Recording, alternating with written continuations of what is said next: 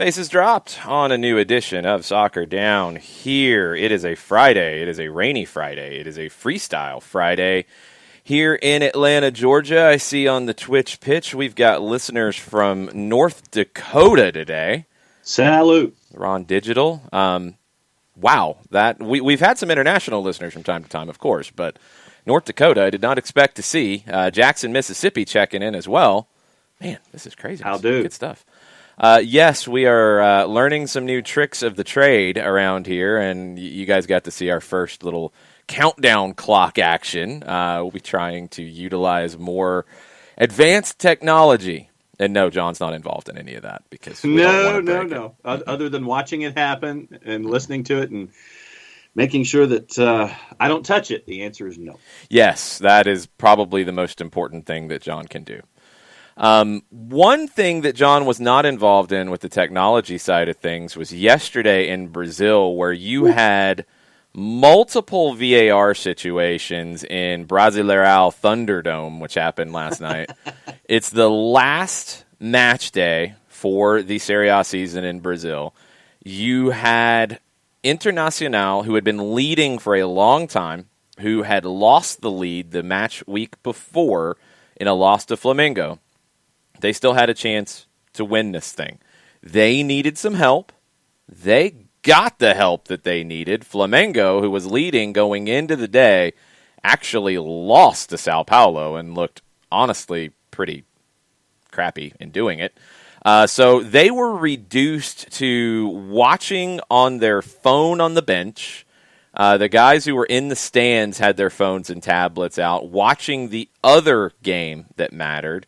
After the final whistle, because the Flamengo game ended just a little bit earlier, they're running over to the media who were watching the Internacional Corinthians game, which this game included 2 goals called back by VAR, a penalty shout that was denied, and that was correct. The referee botched the call initially. And an awful miss on the final kick of the game from the top of the 6. Cassio, the goalkeeper for Corinthians, had 5 huge saves. It was insanity. We're going to show you the disallowed goals now, thanks to the wonders of Twitter and TNT Sports Brazil, who posted this. Let's go to that right now.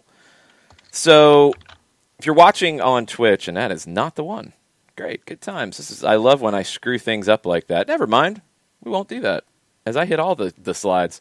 Yeah, that's why I'm not good with technology yet.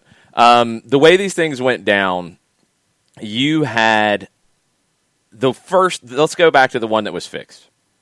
The handball was called on a defender sliding with his arm on the ground. That rule's been changed a couple years now, where if you slide and you use your hand to brace on the ground and the ball hits it, that's not a handball. It was initially called a handball. VAR fixed it. Okay, got it right. The first goal that was called back before the end of the first half, really close offside decision. Really, really close offside decision. I never got a great angle on if it was offside or not. There wasn't a ton of arguing about it, so Internacional players were either not too worked up about it or they knew there was more to come and they were saving their energy, which they saved it for the one that was a completely correct call, and it didn't really need VAR too much. That was just to confirm it. 96th minute of the match, ended up going like 100 minutes because of all the stoppages and stuff in stoppage time.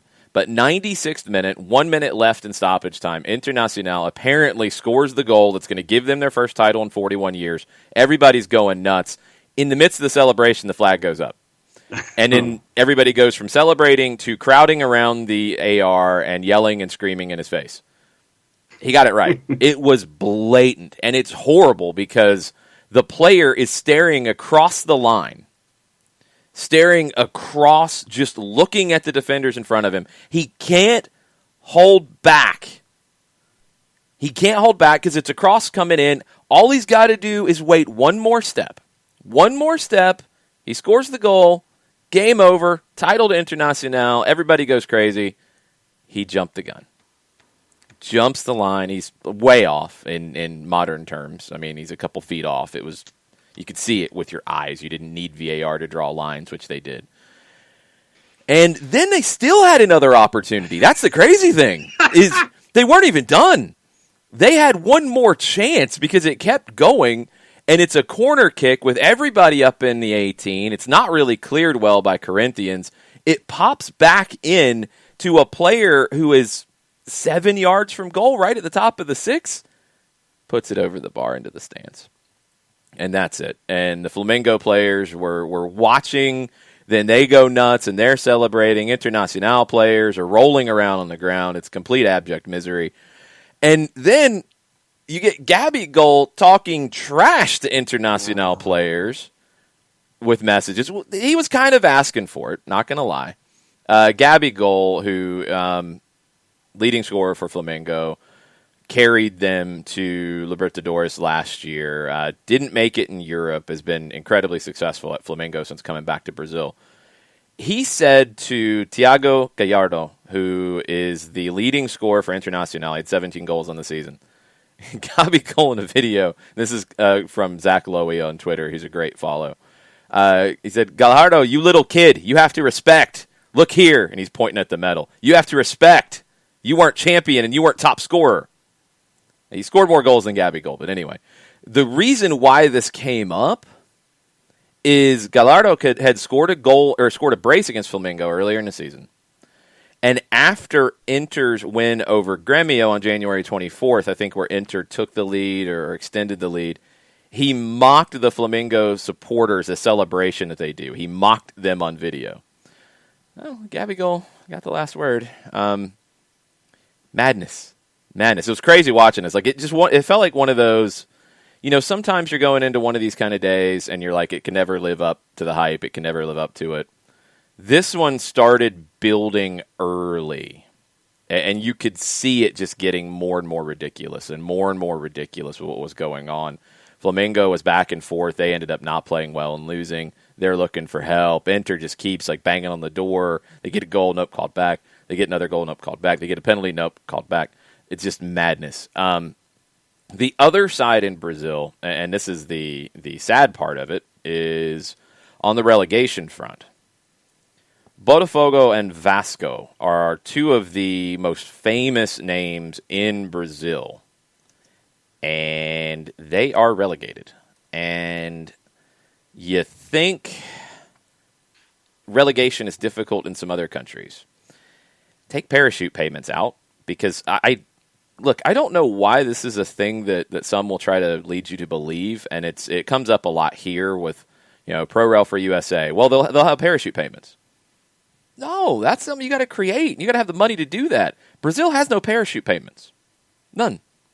England can do it because of the TV money, but it's not like some magical element that when you say the words ProRail 3 times that parachute payments emerge and just show up like Beetlejuice. No, that's not how it works. So Botafogo's gone down 3 times. Vasco's gone down 4 times. But now you don't have those parachute payments because the money's not there. There's a huge gap between first and second divisions in Brazil. Massive. Botafogo is not a giant club. They're a famous club. I mean, they supplied Garrincha, Didi, Nilton Santos, Jairzinho, legends of the World Cup winning sides of the 50s, 60s, 70s. It's a long time ago. They've got absurd levels of debt.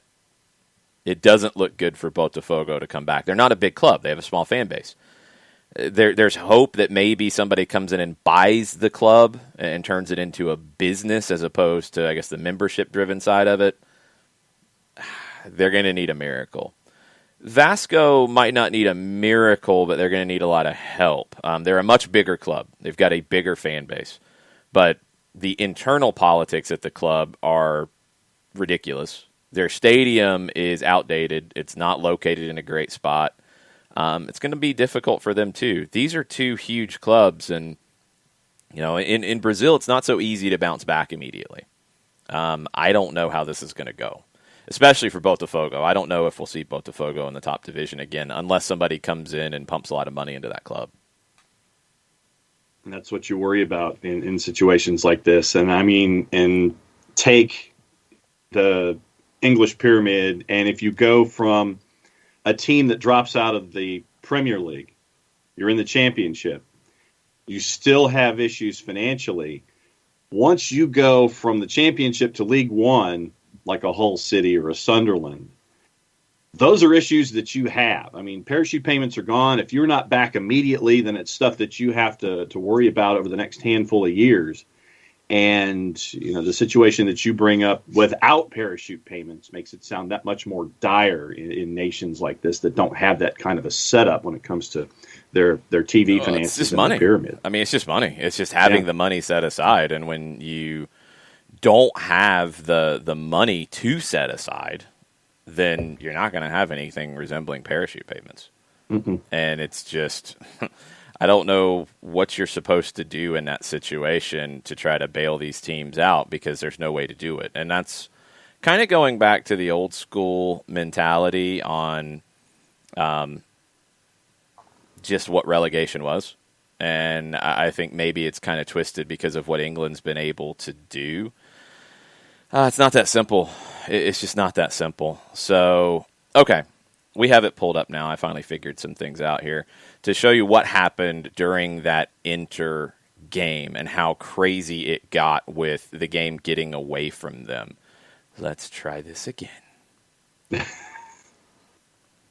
Okay, here we go. So this is the handball shout, and you'll see the defender's arm on the ground. That's not a handball anymore.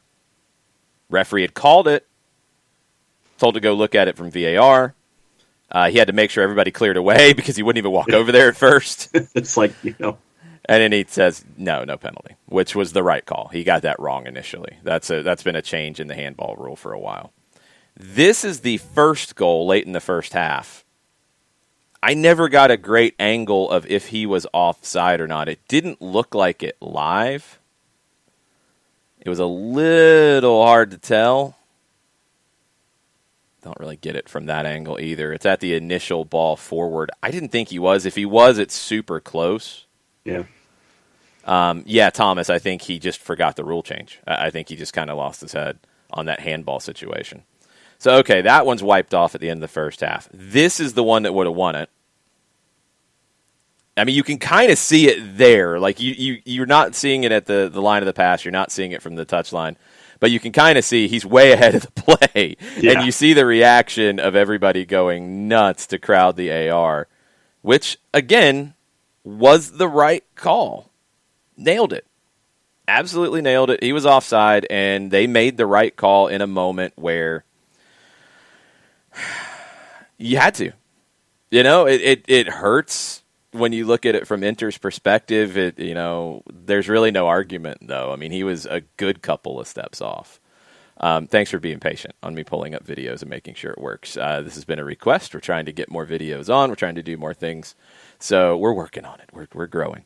It's a rough way to go out. It's a rough way to lose, but this is what happened. They are going into the Copa Libertadores, and now we almost have the Brazilian teams in the Copa Libertadores this time around. We know in the group stage, Palmeiras, as the defending champs, are in. Flamengo, as the Brazilian champs, the Serie A champs, are in. We know Internacional, as the runners-up, are in. This is going straight into the group stage. We know Atlético Mineiro are in, and we know Sao Paulo are in, third and fourth place. The Copa do Brazil champion will go in, and they will go into the group stage. That game is going to be played... when is that final? It's coming up here in a few weeks. Weekend. It's this weekend.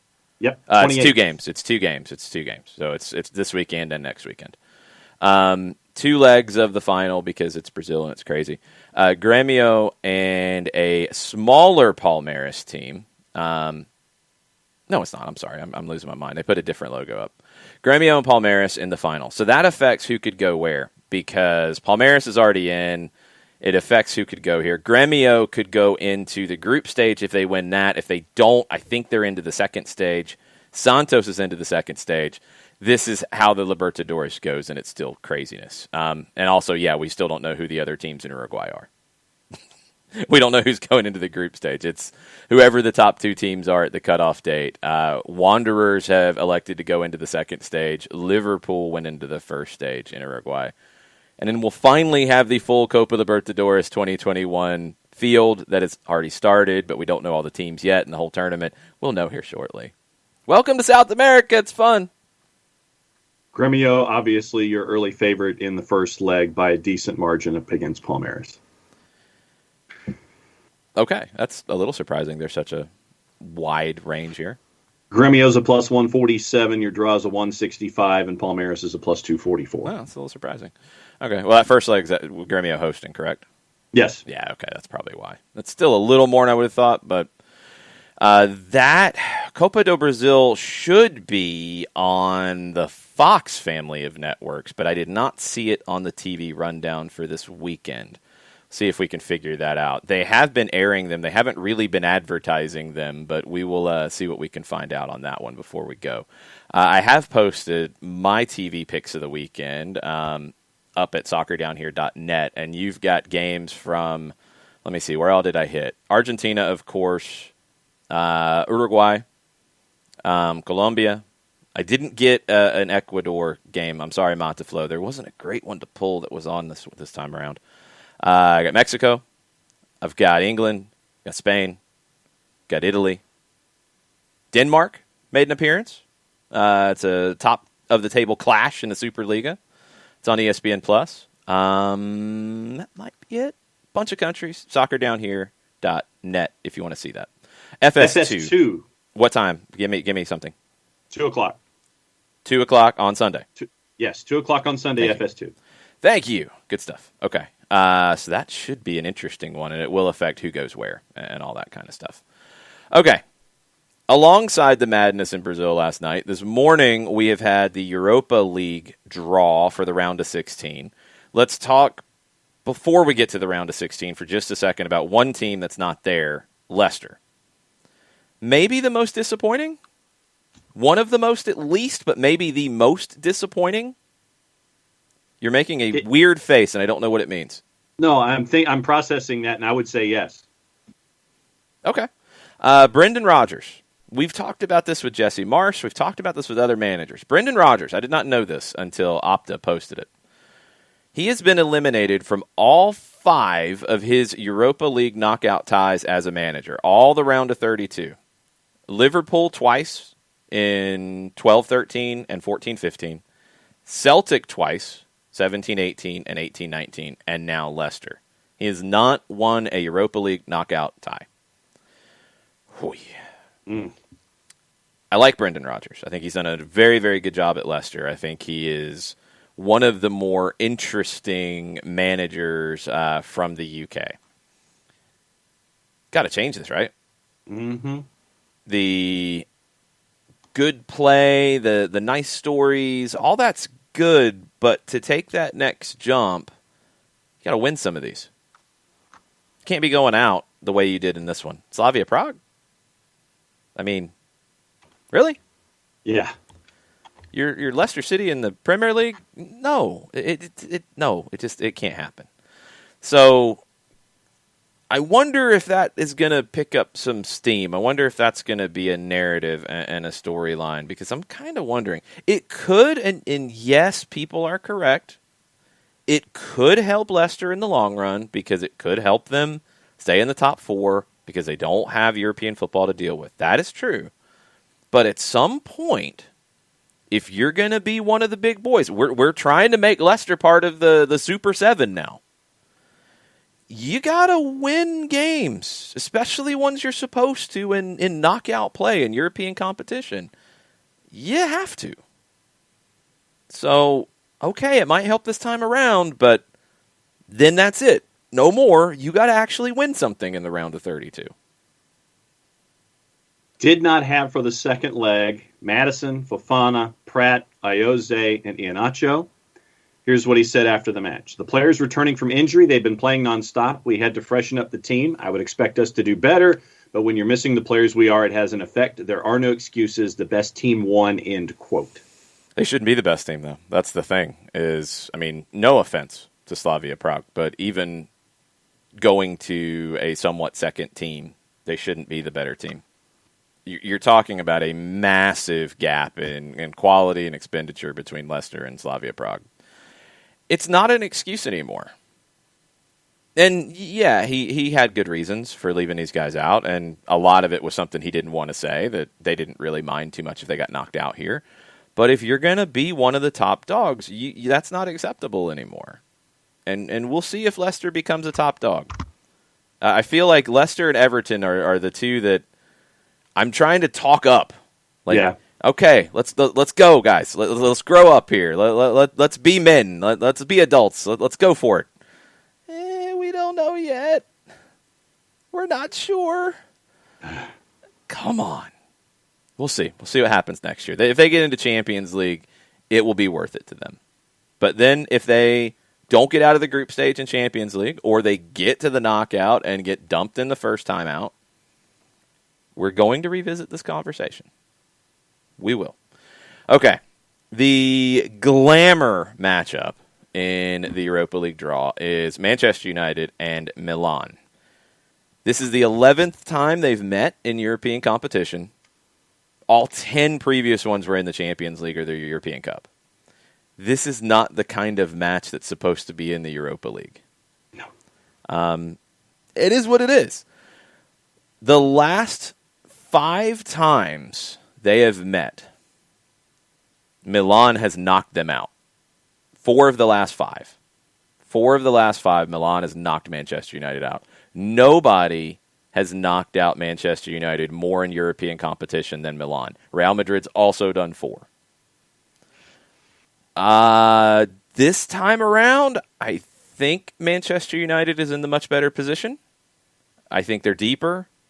I think they're probably in a more comfortable place when it comes to the league, and there won't be as much distraction. Nick Alifi, I'm sorry, but I think the early juice boxes are going to be tilted to Manchester United. What are the early juice boxes? Early juice boxes for 11 March. Manchester United minus 122. Your draw, once again, hold on. This is one game. This is not the whole series. Where is it? It is slated to have Manchester United as the home team. So it's kind of, sort of, possibly, maybe a Manchester United home game. Okay, because that affects the numbers. So I want to make sure we know everything going in. Okay, sorry. Please repeat. Manchester United minus 122. And once again, this is a composite, courtesy of our friends at Odds Portal, from about 12 different bookmakers. Your draw is a plus 254.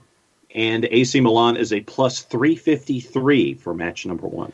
Here is what, thank you to Captain Ragamuffin, here is what Manchester United has in that build-up. They play City on Sunday, March 7th. Then they host Milan. Then they host West Ham following. And they might not actually host Milan. It might be elsewhere. So that might be a travel host. It's not ideal on the Thursday. That throws a little bit of a spanner into the works. You're going to go all out for the City game. You have to. I mean, it's your last chance to open a door to possibly winning the league title. You have to. Mm-hmm. I think you're going to have to go strong in Europa League because you're here at this point. This game kind of demands it a little bit because of the glamour aspect of it. I think you have to. And then that means if you have to rotate against West Ham, which, is not really a club you'd like to rotate against right now, I think you're going to have to rotate a little bit there. That's a tough week. And Milan might be able to take advantage of it, but it's not any easier for Milan. It's just not. I'm with Coco on this, and this is how I generally feel about any tournament. If you are earlier in the competition, okay, you might punt. You might throw a weak lineup out there. That's fine. Even round of 32, maybe, although I don't really like it. Like, I don't really enjoy what Leicester did yesterday, but I somewhat get it. You get to the round of 16, you got to go. You got to go for it. You got to try to lift that trophy. You have to. You just have to. You can't go weak lineups in it. You're gonna have to manage minutes, and you're gonna have to potentially make changes because guys can't go in that Milan match after the City game, and in the West Ham game, you might have to pull back and and play different people because of that. That's true. There's a difference between having to replace tired players and fielding a second-choice lineup intentionally. Those are two different things. Sometimes they get lumped into the same bucket. Two completely different things. Round of 16, you go for it. And I think this, if you don't go for it in a matchup like this, you're going to get shellacked for it because everybody is looking forward to this one.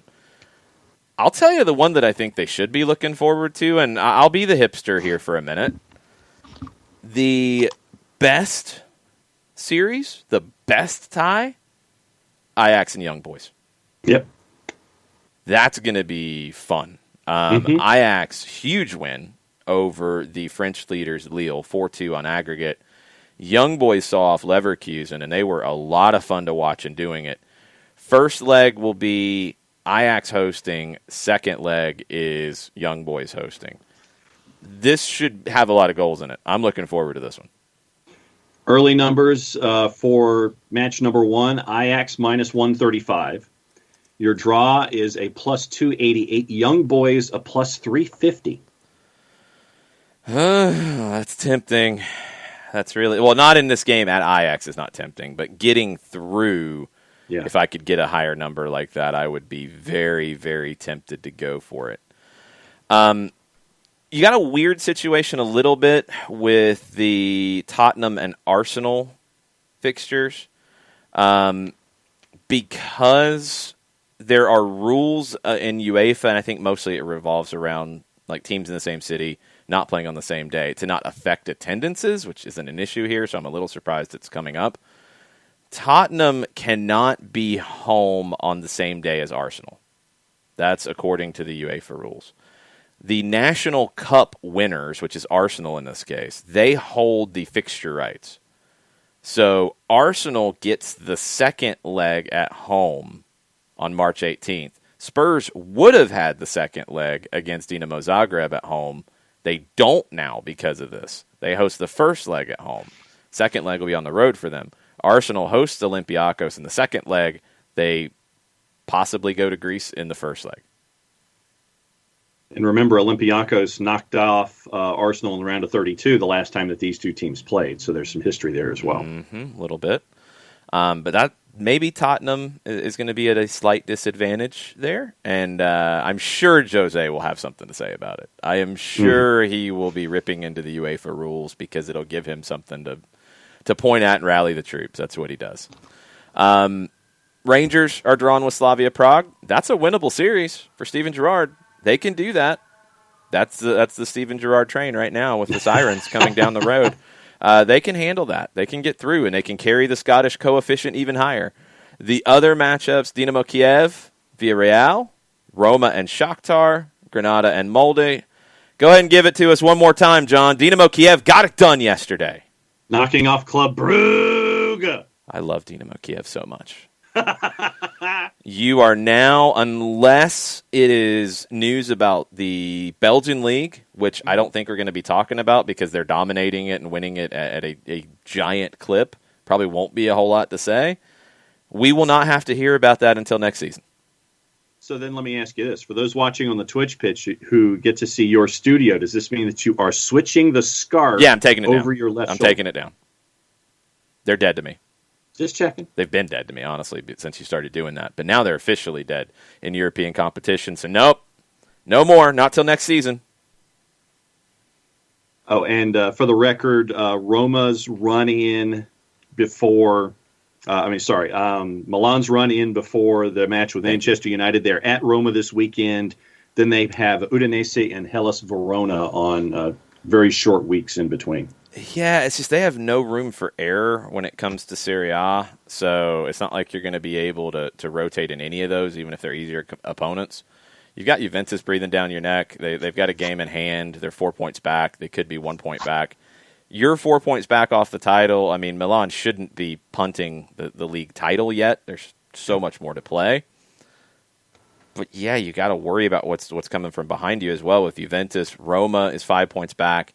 You've got Atalanta and Lazio like right there, 6 points back. So, I mean, if you're not careful, you could be missing out on Champions League next year. And Champions League is critical for the finances.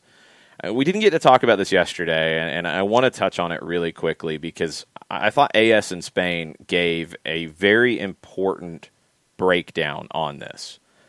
So the financials we know are a mess everywhere around the world. Big clubs, little clubs, everybody is dealing with this. Champions League is a lifeline. Champions League is a huge lifeline. Every year the Champions League dishes out, man, I guess it's just over $1 billion or €1 billion in prize money. It's absurd how much they throw out there. So for a club like Real Madrid, not even taking what they've already won and being in Champions League, just taking what they could do if they get to the final, what's out there for them, they could win €46 million prize money. That's pretty much what they ask their players to give back in wage cuts to try to make everything balance out. They've already earned almost €70 million this time around in Champions League. This is why you need to get there. This is why Milan is going to be careful. This is why Leicester might be happy about being knocked out of Europa League. So far, for Real Madrid, where they have gotten to in the Champions League, €70 million. That's what they've made. €50.7 million just for being there. Just for being there. Now, Madrid gets a little bonus, and we'll talk about that here in a second. That amount, that 50.7, can be divided into two parts. A fixed fee that everybody gets for being in it, 15.25. Then there's a sliding scale. Madrid's getting €35.46 million, which corresponds to their ranking during the past 10 years and their record honors in the competition. Madrid has the best because of the titles, so they get the most in that sliding scale. A Leicester wouldn't get that much, but they would get more on top of the 15.25. Okay. On top of that, Madrid has made €9.71 million for their results, 3 wins and a draw during the group stage, and another €9.5 million for qualifying for the last 16. So that's another almost €20 million right there for results and qualification. Those two defeats to Shakhtar cost them about €6 million. Okay? The rest that they could win.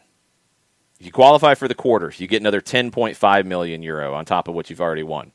You get to the semis, you get another €12 million on top of what you've already won. You get to the final, you get another €15 million on top of that. You get an additional 4 on top of the 15 if you win the thing.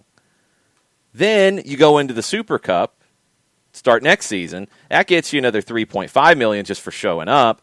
Then that gets you another $1 million if you win the Super Cup. Then you have the market pool distribution, which is a whole separate pot of money. €292 million. It's given out to clubs from each country according to their position in the respective league standings the previous season and the number of games played in the current edition of the Champions League.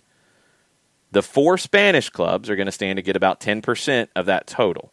And then you divide it out, Madrid will receive about €11.68 million for being the defending La Liga champions, between $5 to $10 million for the games they have played in the present Champions League tournament.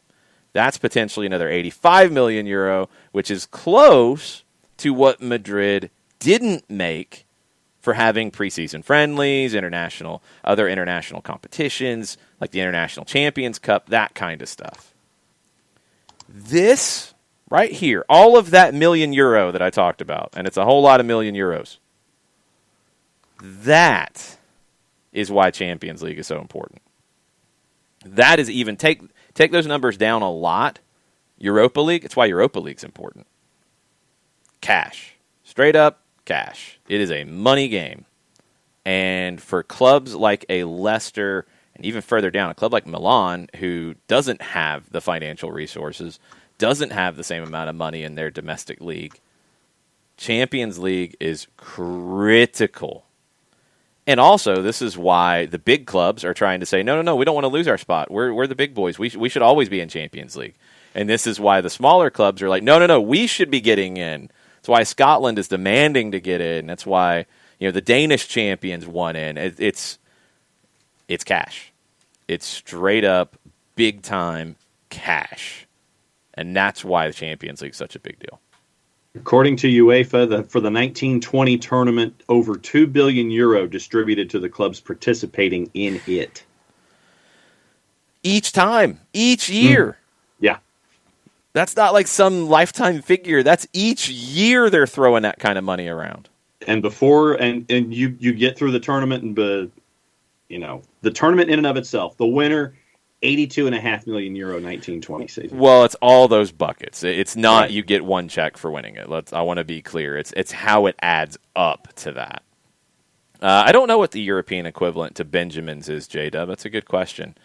I don't know who the artist would be to cover Puff Daddy's song and turn it into the European equivalent. It's a really good question.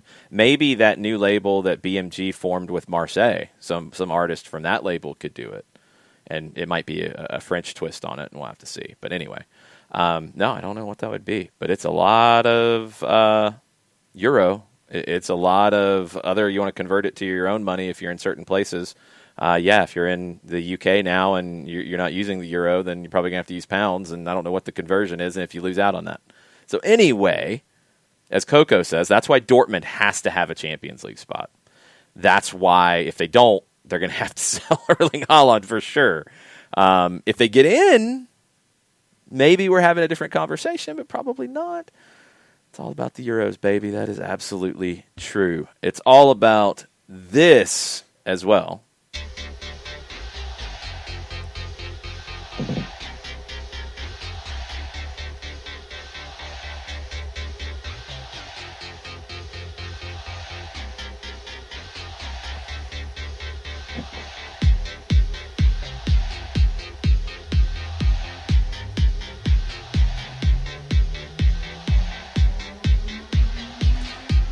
John saw something, and he's going to drive us crazy with it again. Of course. So, hey, I saw this. What did you see, John? Well, I guess it's a release as opposed to an actual series. I haven't seen the series yet because it's not out yet. But I don't think you have those connections, John. No, I'd love to, though. No, but the new All or Nothing, it is proposed that it is Juve. So waiting to see until, when it shows up, and I'll watch it. I don't anticipate it'll be as exciting as All or Nothing Spurs. I mean, what excitement do we have? We got Andrea Pirlo in his first year. He doesn't seem like the most excitable fella. Nope. We got Weston McKennie, who I think will be fun. He could be a sneaky fan favorite in that one. You've obviously got Cristiano Ronaldo, and that's going to get a lot of attention. And his abs, yes. Sure, I was going to talk about his amazing soccer ability, but if you want to talk about his abs, that's fine too, John. I don't know where the buzz is as much. Mm-hmm. I mean, nope. I guess there's some drama in the way the season's gone because they're not at the top running away. I don't know where the excitement is outside, as Nick Alifi says, dealing with COVID, but it's not last season, it's this season. So you've already dealt with a lot of it. So I don't even know if that has the same drama. If this was the previous year, then we're having a different conversation about that element of drama. I don't know where where's the there? Where's the sizzle? Yeah. Where's Jose walking in the door? Where's the conversation with Dele Alli telling him that he's going to regret not working hard enough? Like, where's that stuff?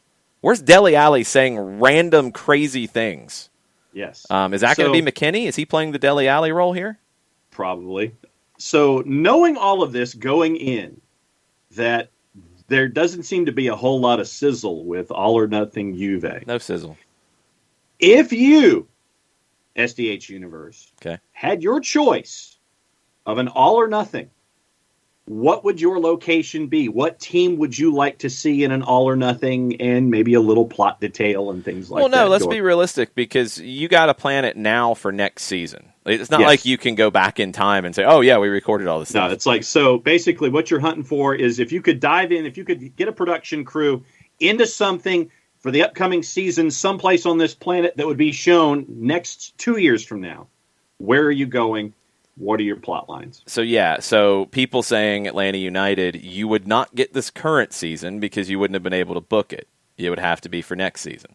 Mm-hmm. So let's be realistic about it, and let's think. So if you are in Europe, you're looking at what the season in the fall would be. Napoli could be a blast because De Laurentiis is insane, and he owns the team. Mm-hmm. You'll probably have 2 or 3 managers. You might have Rafa Benitez walk back in the door because he's saying the sweet nothings to radio interviews about how much he loves Naples. He might want to make sure he knows where Gennaro Gattuso is at all times because that man's been known to carry a fork around and exact vengeance. And not just for salads. No. But Napoli would be a good one because you've just got a crazy owner, and that's always crazy. PSG would be a good one because it's always crazy. And, you know, they're going to have huge expectations next year. You might be dealing with Mbappe craziness, Neymar. You might have Messi come into town. You've already done Manchester City, so you can't do that if Messi goes. You can't go back there, I don't think. Barcelona all or nothing would be great. Thank you, James. That would be a good one because you're going to have a new president. You might be year one after Messi. You will have all the drama that you always do with Barcelona. It might be, exaggerated with that. Who else? Chelsea maybe because I think Tuchel might have some fireworks in him, especially if you get him arguing with the board, which will probably happen within 12 months. What about a Brasileirão? Well, things like that are a whole different animal because I've seen Boca Juniors come up. Boca would be more fun than River because Boca, you've got the dysfunction with the board. You've got a prickly character in Riquelme on the board. You've got other board members who hate Carlos Tevez and talk trash about him. You've got Carlos Tevez, who's a huge figure. Boca would be the best out of Argentina. In Brazil, I mean, you could pick whoever you wanted to, and it's going to be crazy because you're probably going to deal with 4 or 5 different managers in the season. Flamengo won the title, and they had to. They ran Dome Toronto out of town after a couple of losses. Rogério Ceni comes in. It took him a while, but he won the title. So even if you did Flamengo, there's a good chance you're going to have a different manager. Burns says they'd have to cut out a lot of stuff of the PSG party scenes, not PG. That is true. That is very, very true. Perfect Tommy wants to see Racing or San Lorenzo. Racing would be a good one because of dysfunction as well. Johannes goes off the board, which I like. The Belgian national team leading up to 2022. Okay. Last chance for the golden generation. Roberto Martinez would be a really good one. He gets the TV product. You add the guitar dynamic and what that could be. That's a good one. And that is a little bit off the board. You'd have to sell it hard. Yeah, people that's the funding thing is it. that you'd have to sell it and have people understand what's going on. But you could. You absolutely could. You could do that with Argentina, too, with Messi's last World Cup. That would be a really fun one. Coco says all or nothing Newcastle would be as boring as their offense. It probably would. It probably would, although I don't know what next season looks like for Newcastle yet. Nick Alifi, Juventus all or nothing. So, as you can see, we've increased revenue from last year to this year, so that's pretty exciting. Oh, here's a copy of our TPS reports. We put covers on them. That's going to be the Juventus. That's right on. And then you're just going to have to dress Weston McKennie up to come running in with a crazy outfit and say something ludicrous and then run out. That's what you're going to have to do. It'll be have him come running in with an American flag behind him, say something, and just run out of the room. It'll be like the bad later years of the real world where they made stuff up to create drama. That's what it'll be. It'll be really bad. Sean says the U.S. national team. It'd be okay. I mean, it'd be interesting for us. Yeah. I honestly don't know if there's a lot of excitement and drama in it. I don't think there really is. I mean, Greg Berhalter's a good manager. He's not a wild and crazy guy going to say things that are off the cuff.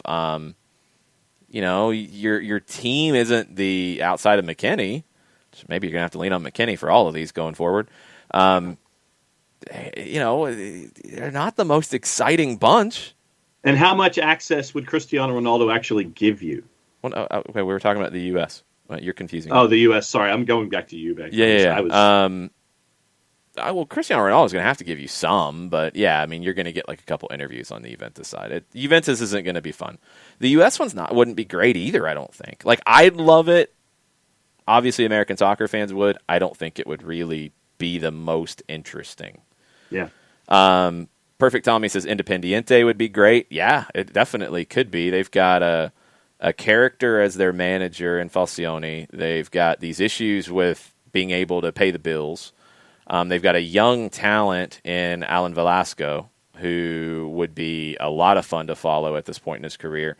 I'd love to see one like that is subtitled and carried over for an American and an English-speaking world. I think that would be really, really good. Let's see. Juventus actually did not increase their revenue year to year. We'll talk about that here in a minute. Perfect Tommy says they would also have... Also, check out this new Jeep. That's going to be part of it. Yeah, pretty much. Yeah, this is not going to be fun. Slow-mo riding and Jeep content. Very nice. Yeah, I'm not looking forward to this one Not too looking much. forward to this one. Not looking forward to it. There's a lot of different possibilities. I mean, Club America would always be a fun one too, because there's always drama there no matter who's in charge. Solari would be a fun one to follow right now. Out of England, I would go Chelsea. Out of France, I'd go PSG. Out of Spain, I'd go Barcelona right now, although Real Madrid's always fun. If you want to go off the board, give me Celta Vigo and Eduardo Caldet because he might be insane. In Italy, give me Napoli. In Argentina, I would actually take Boca just because it's so big right now with that Tevez versus the board thing that I would take them. I'm with you guys on not wanting another Boca or River highlight and focus on somebody else, but this year Boca would be a fun one to follow.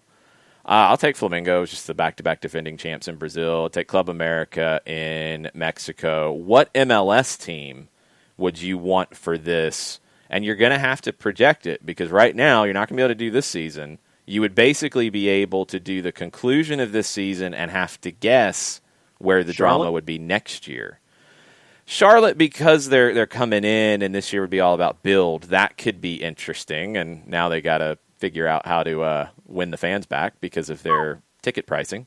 They've had some issues with that. That might have been a big, big misstep. We'll see. This year, I mean, I don't know. I don't know how exciting that would be, honestly. Again, it'd be fun for us because of the nerdiness, but Atlanta would always be in that mix because they'd always have things going on. Trying to project out. I mean, the LA Galaxy would be a good one under Vanny, trying to rebuild that group. Vanny's, I think, a good interview. You got Chicharito, you got Jonathan Dos Santos, you've got this whole Pavone situation potentially. You'd have to probably start filming second half of the year and then do the following year. Miami would always be fun because there's always stuff, and you can always put David Beckham in front of the camera and have gold, so you're good there. I would go LA, actually. I'd go the Galaxy, but Miami would be a safe bet otherwise. Just because there's probably going to be something stupid that happens in the next 24 months. Yeah, see, and this is where we need Nick Alifi as David Beckham to discuss this. No, you'd actually just get David Beckham for the show, and we kind of know what it would be. Nick Alifi can do that in the chat. He can go wherever he wants in the chat with. You can pretend it's in David Beckham voice, and there you go. But there would be lots of different things going on, I'm sure. Austin could be a fun one if you get Matthew McConaughey involved and you follow him around, but he's a little bit further removed, so I think you might be forcing that, but I get it. You could do that with LAFC and involve Will Ferrell if you want to go down that road, and they could be an interesting one maybe from a negative perspective of they might be moving a lot of players on, and maybe they're not as good as they've been in the next 24 months. Orlando, but it's a comedy series. Nice, Mazzano. Oscar Pereira would be a fun one for that if you got him on board with it. I don't know about the rest of it. You'd get Nani just losing his mind occasionally and yelling at people. Why doesn't this soda machine work? You think Nani acts that way all the time? I was playing a stereotype into a situation. I'm just asking. I mean, is he high strung? I mean, if something, well, I would have said maybe not a couple of years ago, but the way things have been gravitating that last year or so, maybe. Maybe. I wanted this parking space. That would be funny. Mueller would just be practicing dives into a pool, Sean Vergara says. Man, harsh. Harsh. Ricky says LAFC doesn't get to double dip because they had their series next. That was not very good. I'm sorry. That was not all or nothing style. Like there was they weren't trying to find drama. We need drama in American soccer. It's okay. I mean, maybe we don't want full Brazilian league drama because that's a little much, but we could have a little drama. It's like we get scared whenever there's, the big rivalry word comes up, and if it gets thrown around unfairly, oh, that's not good. Yes, it is good. Let's have rivalry. Let's not like Orlando. Let's have Orlando not like us. Let's have rivalry with Charlotte. Let's have rivalry. Rivalry is good. Drama is good. We need things to talk about. I've had Glenn Davis say this so many times out of Houston. He is envious of Atlanta because there's always something to talk about. The Houston Dynamo rarely have things to talk about. We need more things to talk about in American soccer. Yes. Nani gets his bag from whatever fast food restaurant he's going through the drive-thru. I ordered a large fry! Let's have real drama on the field, not Nani yelling about fast food. Well, no, Nani be yelling about drama on the field, too. But at least he has the last couple of seasons. Okay, John. What I'm saying, let me make clear. When I say drama, I'm not meaning a player acting like a child who needs to be put in timeout. I'm talking about this club doesn't like this club. This manager doesn't like that player on the other team. These managers can't stand one another. These clubs can't stand one another. That's what we need. Mm-hmm. Because then we have the hype of Boca River. Then we have the talk about these kind of big games. Then you get somebody like Gabby Goal trash talking a guy who just lost the title. Like, you get these things to talk about. Good, bad, you get it. Mm-hmm. You have those in the NBA. Yep. You have it in the NFL. Thomas Dwin says we need more Tito Villalba, Kamar Lawrence stuff. Yeah. The Tata Armas thing. Yeah, I thought that was great. And it was crazy the way all that went down. Like, I said it at the time because I saw it play out right in front of me. I was watching them come together for the handshake in 2018, and I knew what Chris Armas was doing. He was pumping the fans up. It was his first real big signature win in charge of the Red Bulls. I don't think he was intentionally trying to disrespect Tata Martino and Atlanta United. I think he was spinning around from the technical area, pumping his arms to get the crowd going. And as he spun around, Tata Martino was looking at him. And he was facing in that direction, but he wasn't staring at Tata Martino. He wasn't trying to show Tata up. I didn't get that sense at all. I didn't either. But Tata was angry about it, which is fine. Like, that's fine. And they didn't shake hands. And then Armas was angry about that. And good. I thought it was very wrong on the Red Bulls' part to have Armas come out. And maybe he wanted to do it. I don't know. But like in the days afterwards to really like super downplay it. I mean, you don't have to lean into it and be like, yeah, I hate that guy. But you can say, I was pumping my fans up. I was happy about our win. If they don't like it, that's on them. Yeah. I wasn't doing anything to disrespect them. I was gesturing to my fans because they were great today. Like, that's all he had to say. I mean, he didn't have to walk everything back. And we don't need to be afraid of that stuff. Like, things aren't going to turn here the way they are in Brazil with some of this stuff and in Argentina with some of the stuff. It's a different culture. But you have these personal rivalries. You have these these moments of friction between teams and people in other American leagues. I mean, college, we get it with college coaches. You can't stand one another.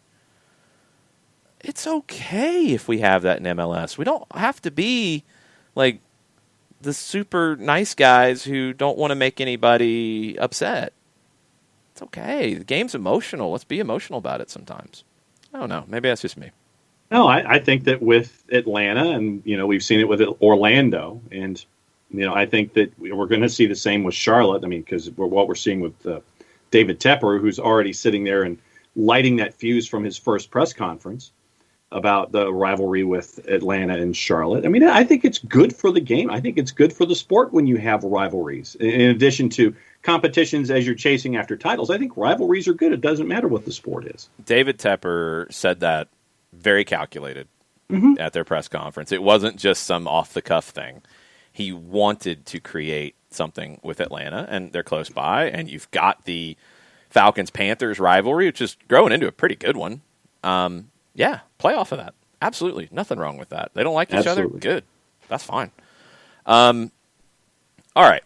We are almost to everyone's favorite segment. Almost. We're not quite there yet. We're getting very, very close. So get out your scorecards if you are so inclined, because I know a lot of you like to have that ready to go.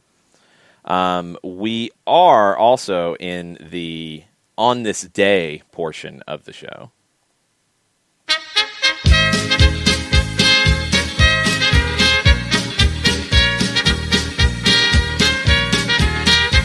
I don't know why this became the On This Day music. I think it's Match of the Day. I'm sure, but it's a little silly. Soccer birthdays, the biggest one. We've talked about him earlier in the show. Ole Gunnar Solskjaer is celebrating a birthday today. Is he happy about the draw with Milan for his birthday, or is he not happy about it? I don't think you're ever happy about a draw. No, John. The draw to match those two up in the Europa I think League, that you'd like to have. I think you'd like to have something like that later on. Probably. I think yes. you want to have something like that later on. You want to be challenged later. I think that you're still looking, as you're trying to balance what's going on with the Premier League and focusing on Manchester City. I think that you'd like to have this one a little later on if you're a schedule maker, but it is what it is right now.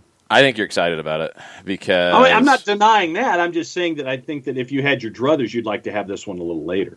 I think you're excited about whenever you get it because it spices your team up a little bit here, and you need it. Now, you maybe wish it didn't fall where it did in your calendar, which you can't control. It's just where the Europa League games fit. But, yeah, it gives you something to rally around. It gives you something to really push this team and find out what they're made of, because I think they're probably a year ahead. Like, I didn't think they'd be second in the table this year. I thought they could be pushing for top four, but not in a fairly secure spot in the top four. I didn't see that. I don't think they're a title contender. I think Manchester City's run away from the group, but this is something that you can say, look, this is what big clubs do. They play City on the weekend. Then they play Milan. Then they play West Ham, an up-and-coming contender for the top four. Then they play Milan again. Then they play over here against Leicester. Then you've got FA Cup. This is what big clubs do. It's time to act like it. Yeah. This is how you push your group on. So I think he's happy about it. I think he felt like it was a good birthday present. And at the same time, I think that you're also seeing, from the action on the field, you're seeing the young guys contribute. I mean, Axel Tuanzebe actually scoring, the other day, and you're also getting those 17 and 18-year-olds who are getting reps, and you're seeing the promise that's there as well. So there's a lot to build toward. It is also Leandro Gonzalez Perez's birthday as well, so happy birthday to LGP down in Miami. Salute. He shares a birthday with musical legend, the best musical birthday on the board, Johnny Cash, the Man in Black. What is your favorite Johnny Cash song? Boy Named Sue, live from Folsom Prison. Okay.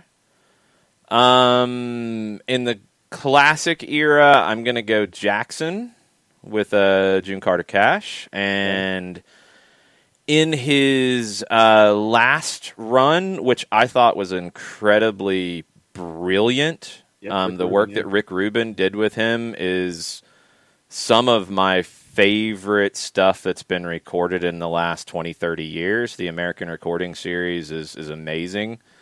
I mean, there's so many songs that his cover of the standard "Oh Danny Boy," gut wrenching. His cover of "In My Life" by the Beatles. God's going to cut you down. I like. Yeah, I'm talking about the covers though. "I Won't Back Down," Tom Petty. I mean, there's so many. Like, you can pick as many as you want. The American Recording Series is always worth a listen to me. The cover of "Hurt," yes, it's the greatest music video ever made. It could never be topped, and it's probably why MTV stopped showing videos, because it was that good. No, I mean, I'm not trying to be funny about it. Like, it's the most emotional use of music in a video you've ever seen, because he knew exactly where he was in his life.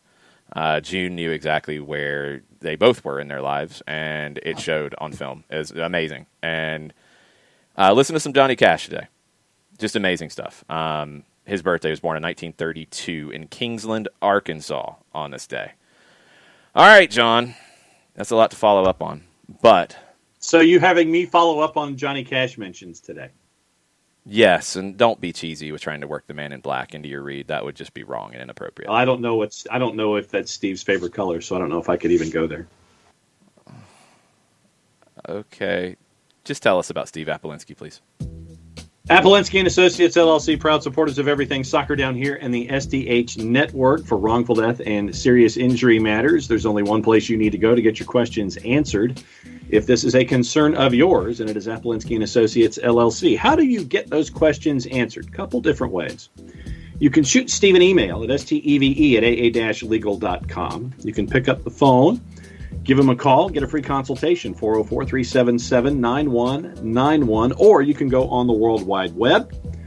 Laptop, desktop, mobile device, large device or small, you have your options. When you type in aa-legal.com, you hit the enter key, the return key, the arrow key, whatever advances you to the homepage of Apolinsky and Associates, LLC. There is a wealth of information about the firm and about your concerns that could possibly address those questions that you have. But if you still have questions, a pop-up window pops up, because that's what pop-up windows do. They pop up, and you can have your questions answered 24/7, 365, and a quarter. Thank you, Chris Hutchison. And then perhaps you could have the answers to your questions from Apolinsky and Associates, LLC. Recognized as Legal Elite by Georgia Trend Magazine for being one of the top 100 firms in this here state of Georgia. Over 30 years of experience, over $40 million in judgments for their clients in Georgia and Alabama, Eastern Time Zone, Central Time Zone.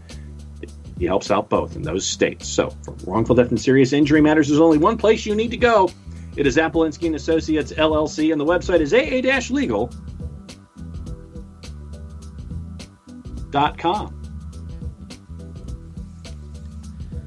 That was an experience. That's one word to use. Yeah. Yeah, I don't know what to make of that. Very curious to see where the scores are here, because I am baffled by how that went. That's not good. Pop goes the pop-up. Minus 0.5 for bringing back the Hutchison reference. Old and unnecessary callback. Laptop, desktop, large device, or small. That's a good rap beginning. Needs more energy. Only an 8. 8's pretty good. I'm trying to finish up the Diet Dr. Pepper before I go to the Mountain Dew in hour number 2. Okay. Sean says the best read ever, he asks, and he's the East German judge. Wow. Sean's judging is very confusing to me. I was going to say, is that a work? I have no idea. Is that sarcasm from Sean Bernard? I don't know. You can put the tinfoil hat down. 6.9. 8.9 best read yet from Nick Alifi. 6.3 low energy. 7.13 and 8. Blazing out of the gates. +1 for the spicy use of wealth. -1 acknowledging Central Time Zone. -1 timing at end. Not Central bad overall. Time Zone 7.1. Basically. 8.9998. Impressive. I got a -1 for my shifty eyes because I was really confused at some of the things you said. Wow, 9.9. Everybody else loved it, though. So I'm being unfair. Ragamuffin didn't like all the Oli talk, so he's punishing you with 8.5.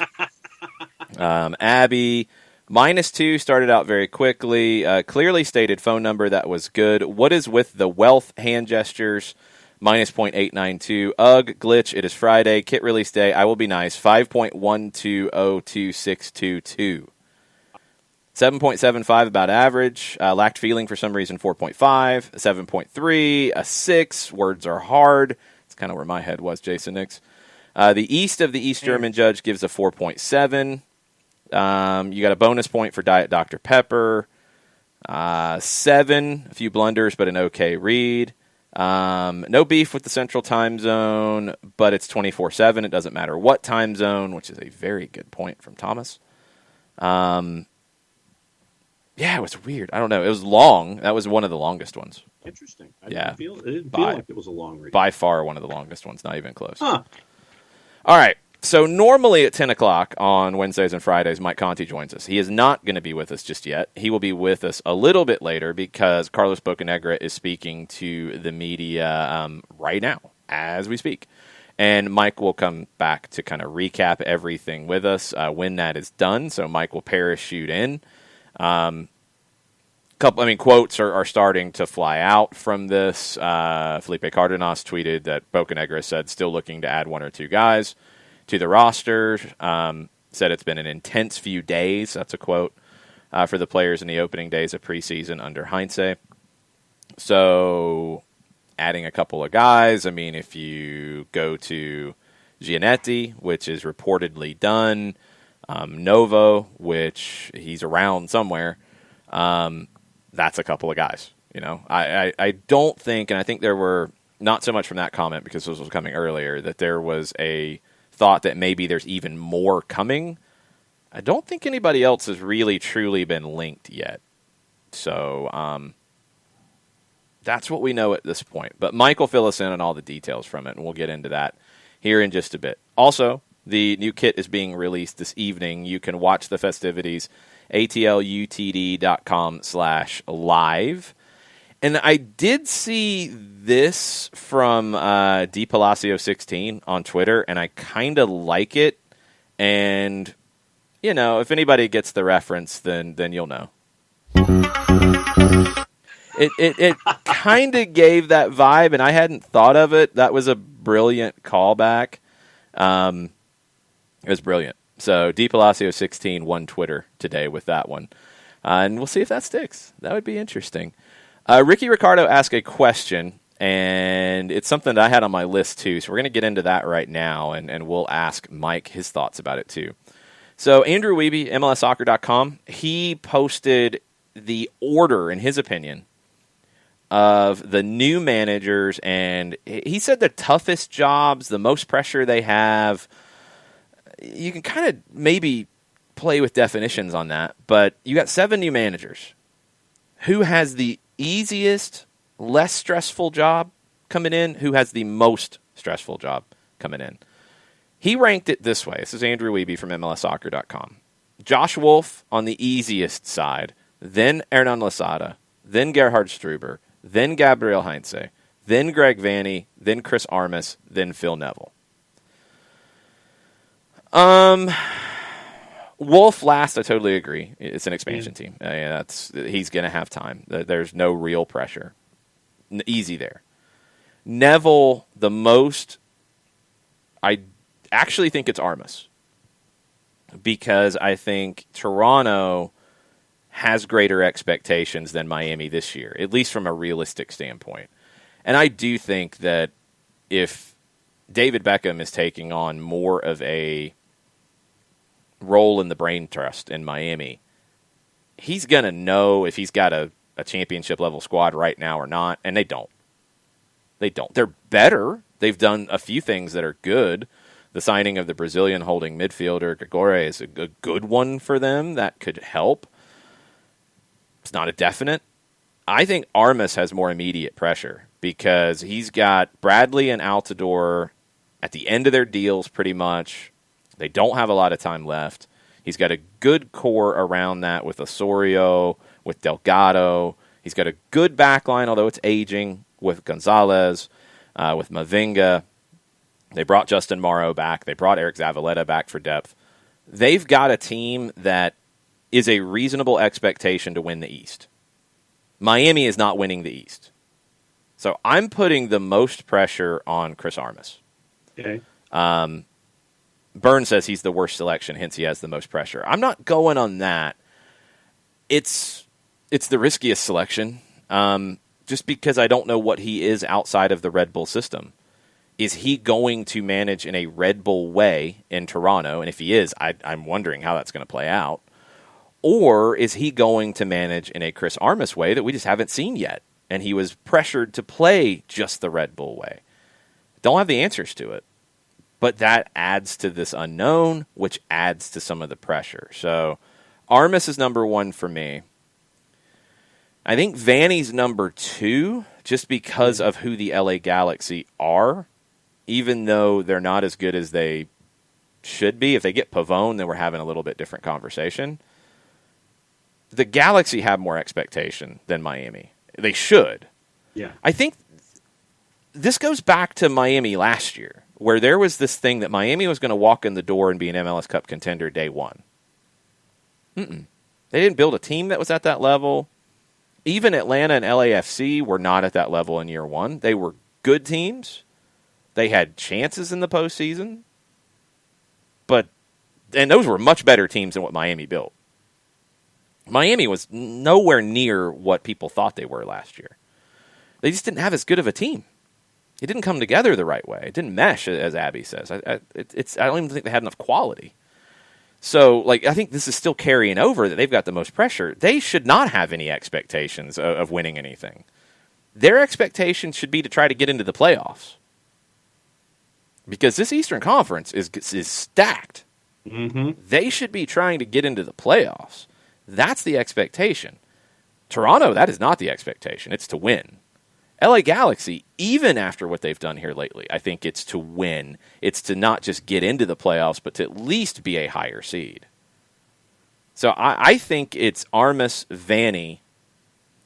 Then you get into an interesting one where you have Neville and you have Heinze, because I do think there's a line between Wolf, Losada, Struber, and Heinze, Vanny, Armas, Neville. Yep. I would probably put Heinze ahead of Neville because I think Atlanta has more expectation. They should. It's a better team than Miami is. Heinze comes in with more expectation of being a top manager, so that's going to add pressure. I think it's Heinze next. I think Toronto has more because of where Toronto is in their life cycle. LA has more because of who LA's been and who they haven't been here lately. And there's going to be massive expectation, even for a guy like Vanny, who is an LA Galaxy guy from his playing days. I mean, I don't know if you'd call him a legend. I think you could. Might be a little bit of a stretch. But what he did in Toronto, that's going to tell people in LA, yeah, he should come here and win, even if he doesn't have the players to do it. I think Heinze's next, because Atlanta should be better than Miami, no question. And I think Neville is after that. And in the bottom three, I mean, it's Wolf at the bottom. I think Losada is the next to that because DC's got a lot of work to do, and he's going to overhaul the way they play. That's going to take time. I think they know that.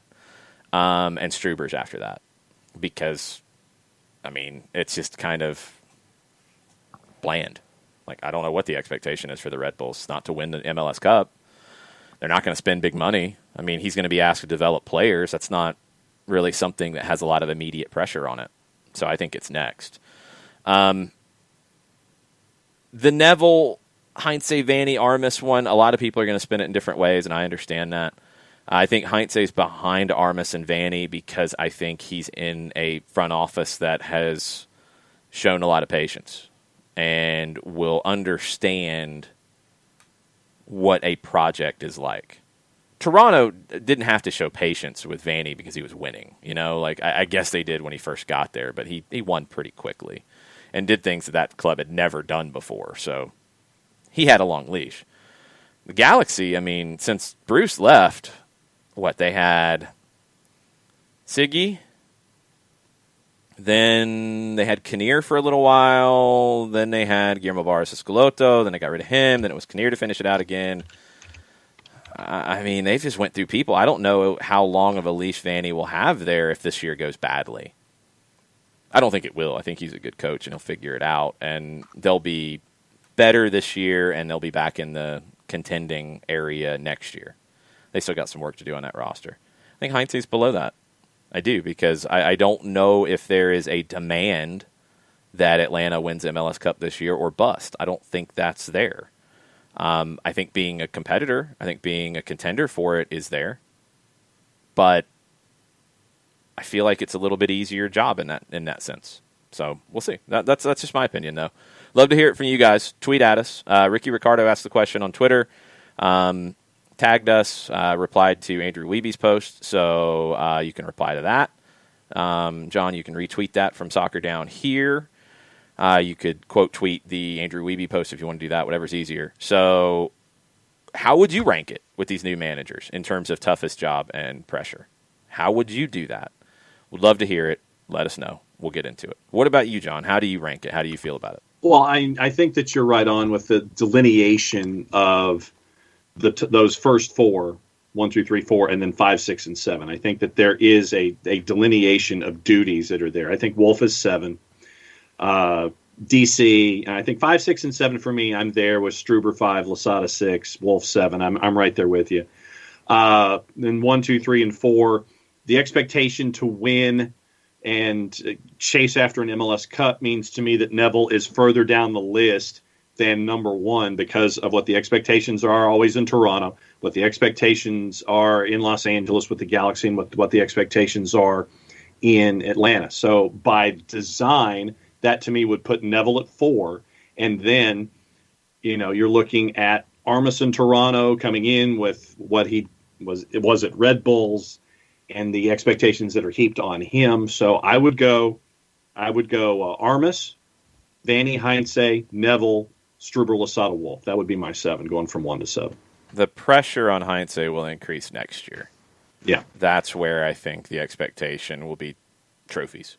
Yeah. I think it's an understanding that it will take a little bit of time to build what you want. And as I've said, it's not what Losada's walking into in DC, where I don't know if they really had a real model of play. Ben Olsen was kind of adaptable, and he'd play a lot on the back foot and counter, but didn't really have a lot of consistency in the way he'd line that group up and the way they would try to play. Losada will be building that, and he's starting from scratch. Heinze's not starting from scratch. He's walking into a club that's had a positional play idea from day one. Now he's changing the way they defend in a big way and where they defend and how they defend. But that's easier to do than walk in and say, this is how we do positional play. No, you're going to stay over there. No, you're not going to come inside. You're not going to try to come inside of the ball. You're going to stay out wide. I know it sounds weird. You're going to have to wait over there. You got to stay over there. Don't come in here. Okay, go to the bench. Somebody else. Go stay over there. Stay wide. He's going to have to really create that whole idea of how to play. So he's going to need time. Struber knows the way they want to play. He walks in. He had spent time at Red Bull Salzburg before they were Red Bull Salzburg, and then when they took over, he spent time in the youth. I just don't know what any reasonable expectation is for the Red Bulls when you look at the Eastern Conference. Around 7th, getting into the playoffs, that's good for them. I think that's where Miami's at. So that's why I've got Neville and Struber really in the same kind of boat. It's weird because, looking at everybody's preseason favorites and power rankings and all these sorts of things, nobody's giving Atlanta any credit, which I didn't expect. I thought everybody would be overhyping Atlanta. So it's not happening, which is good. That's actually great for Gabriel Heinze. You're thrilled if that's the case. And they're overdoing it with Miami, which I don't get at all. If I'm David Beckham, I am holding press conferences daily to say, look, this is year 2. We didn't have a good first year. We are building right now. We're working towards being a top team in this league. We've got work to do. We're humble. We're building. We brought in Phil Neville for time here. We didn't bring him in to win something tomorrow. We're building this. That's that. He should have that every day to remind people, because people are so out of whack with Miami right now. Toronto should have that. LA Galaxy, even though they've made some mistakes on that roster, and they've got some work to do to reload. They should have that because of who they are. Miami shouldn't have that yet. Now, and look, they did it to themselves with the bold comments coming out, but now they should be walking that back as hard as possible. Like, look, we're building from within. We've got some guys here in Matuidi and Gonzalo Higuain that are here to teach the next generation. That's why we brought in Shawcross. We're trying to establish who Inter Miami is. It's going to take us a minute to get into that conversation. But when we do, we're going to stay there. Like, it should be that conversation from Miami. I don't know. Some other things around the league. Massachusetts, Gillette Stadium. We were wondering if the Revs would have fans in the building. They will. According to the governor, Charlie Baker, they are transitioning to phase 4, I guess, of dealing with the pandemic as a whole, enabling large capacity venues throughout the state to host guests in 2021. They are looking forward to having fans back at Revs games at Gillette. Season kicks off April 17th. Don't know if the Revs will have a home game then. 12% capacity is the magic number in the state of Massachusetts. Another one that's very, very interesting, and Taylor Twellman tweeted this last night, Steve Cherundolo, who we've talked about as a coaching option in the United States and wondered why he hasn't been mentioned as much. Well, he's getting mentioned now.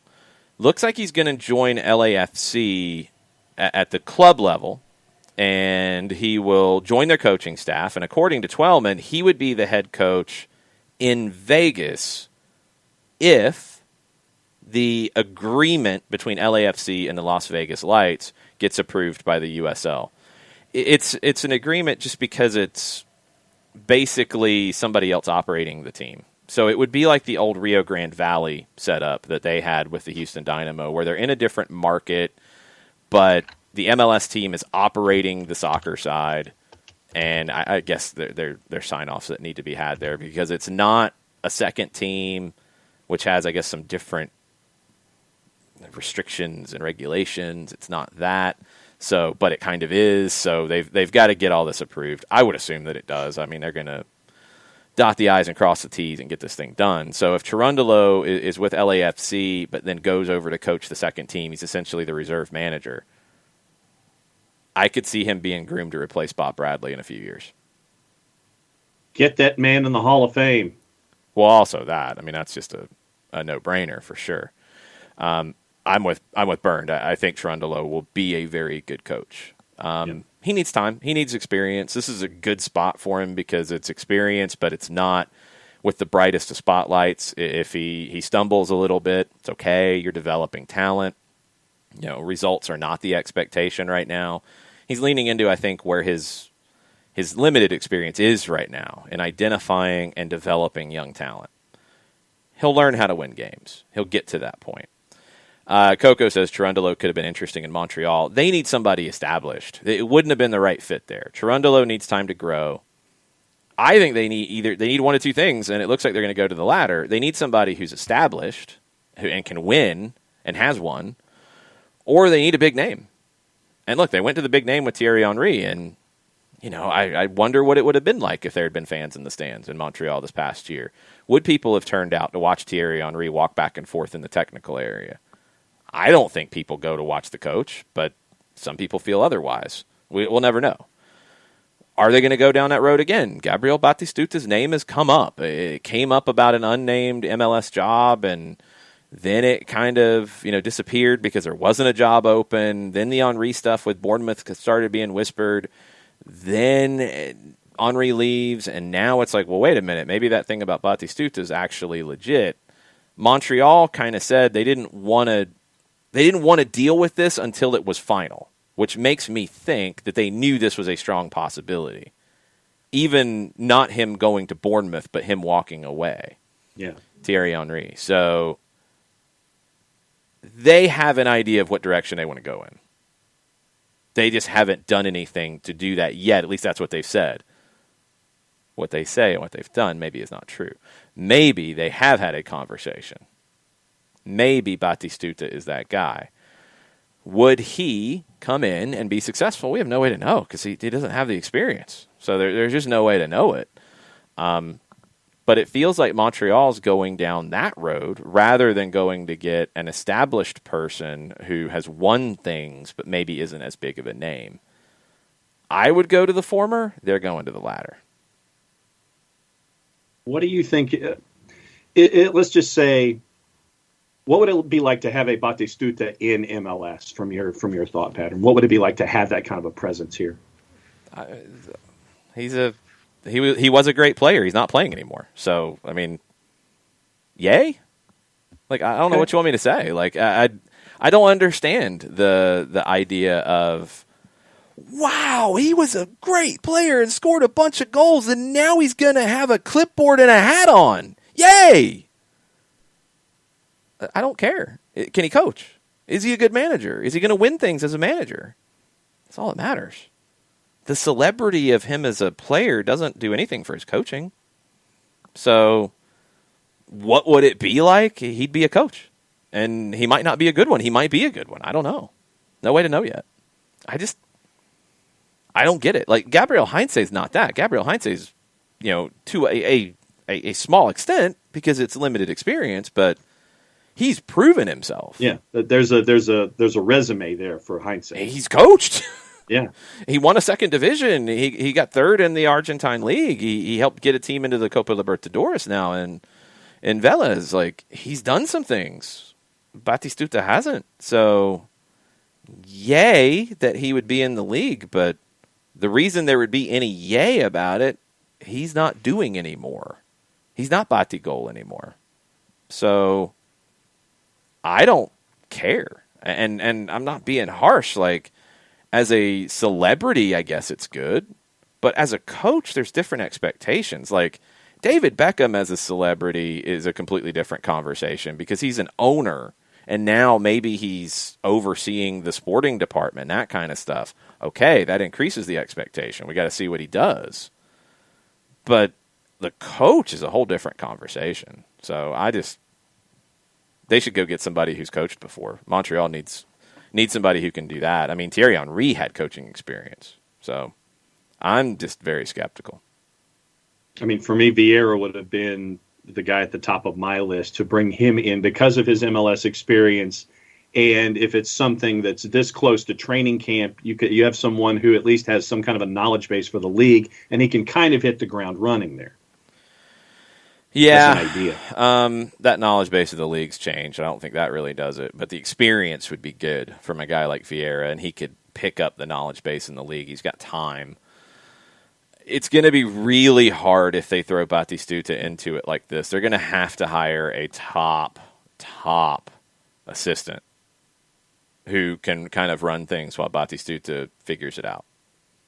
Otherwise, Montreal will be a mess this year. Because, I mean, they're not going to be in Montreal. Like, it's going to be a huge challenge anyway. I don't know, maybe the way you're looking at it is, look, we're going to struggle this year no matter who's in charge. Let's give it to Batigol for a couple of years and let him grow into it. You just got to hope that it doesn't wreck his confidence in a bad first year, but I would go with somebody who's more of a steady hand. I really, really would. We'll see. We'll see, because we haven't really heard anything direct out of Montreal yet on this, so maybe that is a distraction. Maybe that's not the case, that Batistuta is the guy in Montreal, but I don't think it makes sense in any way. Well, let's see. Carlos Bocanegra looks like he has wrapped up his meeting, his press availability, and Mike Conti, I think, has joined us now to discuss. What's up, Mike? Sorry, muted. Did I do this right? You did. Yeah. Okay, good. Well, now I know how to barge in on you guys in the future. Yes, we'll leave you in the group, so you can just, like, we say something reckless, you can just come in and start yelling at us. No, I'm not going to do that. No, please do. Jared does it all the time. Yeah, seriously. Very informative 30 minutes with Carlos today. Learned a lot. So I don't know if you were following along with my Twitter thread or not. We could go through it. But I think the big headlines, guys, are these. And most of this is not surprising. But again, you get the confirmation, which is important. Joseph's fine, going through everything in training right now. They're going to modify some training for him, and don't overthink that too much. Standard. Or like if most of the guys are going to do 10 wind sprints, Joseph might do 7 or 8. But Joseph's totally fine. He's fit. They expect he'll be ready for selection on April 6th. So we've known that for a while, but it's good to hear the confirmation. See you later, alligator. He's ready. Right. Sounds like everything has gone well this first week, although no direct answer when asked if anyone has gotten hurt to this point. But, Carlos says the first couple training sessions with Heinze have been very, very intense, but the guys are responding well. He said everyone came in early to do voluntary workouts and go through the quarantine. That's something we had talked about, Jason and I, over the last couple of days. And Carlos says it was a real testament to the players' professionalism and willingness to get going right away. Which is, obviously very, very important. And Carlos did confirm that Atlanta United is going to play 4 or 5 preseason friendlies. They will all be played here in Atlanta.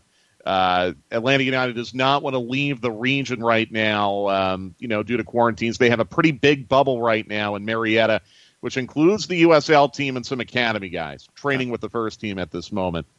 He also said that it is not looking good right now for Miles Robinson, George Bello, and Brooks Lennon to be released into Olympic qualifying and then getting them back in time to play in Champions League. He said they're still working on it with their club CMO, U.S. Soccer, and the league, but it doesn't look good right now as far as being able to get them out of the country into another country and then back into another country to play Champions League with the quarantines.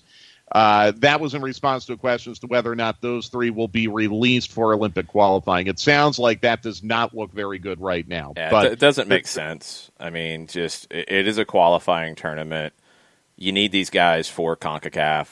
You do have that quarantine issue, which I'm glad he mentioned. I actually wasn't even factoring that in. I was just on the idea of releasing these guys to go to this tournament, and then if they come back and they're injured, or they come back and they're tired, and then you got to count on them because all 3 are potential starters for Alajuelense. Right. You can't risk it, and that's typical. We see this all the time with Olympic qualifying worldwide. Atlanta United's not being difficult to deal with here. This is pretty much standard operating procedure. I didn't even think about the quarantine issue coming back in. That adds even more complication. Yeah, now, as you know, I mean, the quarantines can be, I guess, flexible to an extent. The league showed a lot of flexibility before and during the playoffs to some players who were discharged from their clubs into some international duty. I think you would have to, in this case, if you trust the U.S. Soccer quarantine, well, you're actually trusting the CONCACAF quarantine, and U.S. Soccer's, or you're trusting the CONCACAF bubble and then U.S. Soccer's bubble within the bubble. Then you're sending a private plane to pick these guys up that would be approved and would be part of your moving bubble, and then bring them back into your bubble. Man. I mean, that's the only way you could do it to get it around any kind of a quarantine. Like, we've seen that happen. That's a lot.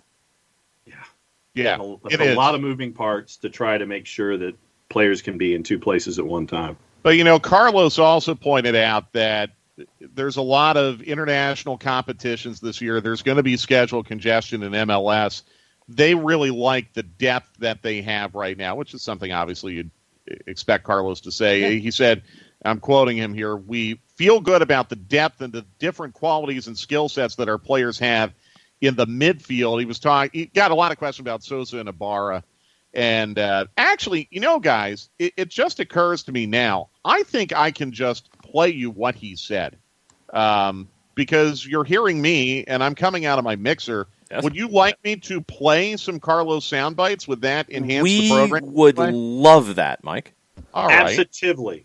Now, I don't have anything marked here, so this is going to be random Carlos. Is that okay? I like random Bocanegra. This is good. Okay. Let's start with this. Now, that's Felipe. Can you hear him? No. Okay. Well, dread. Let's try this again. Hold on.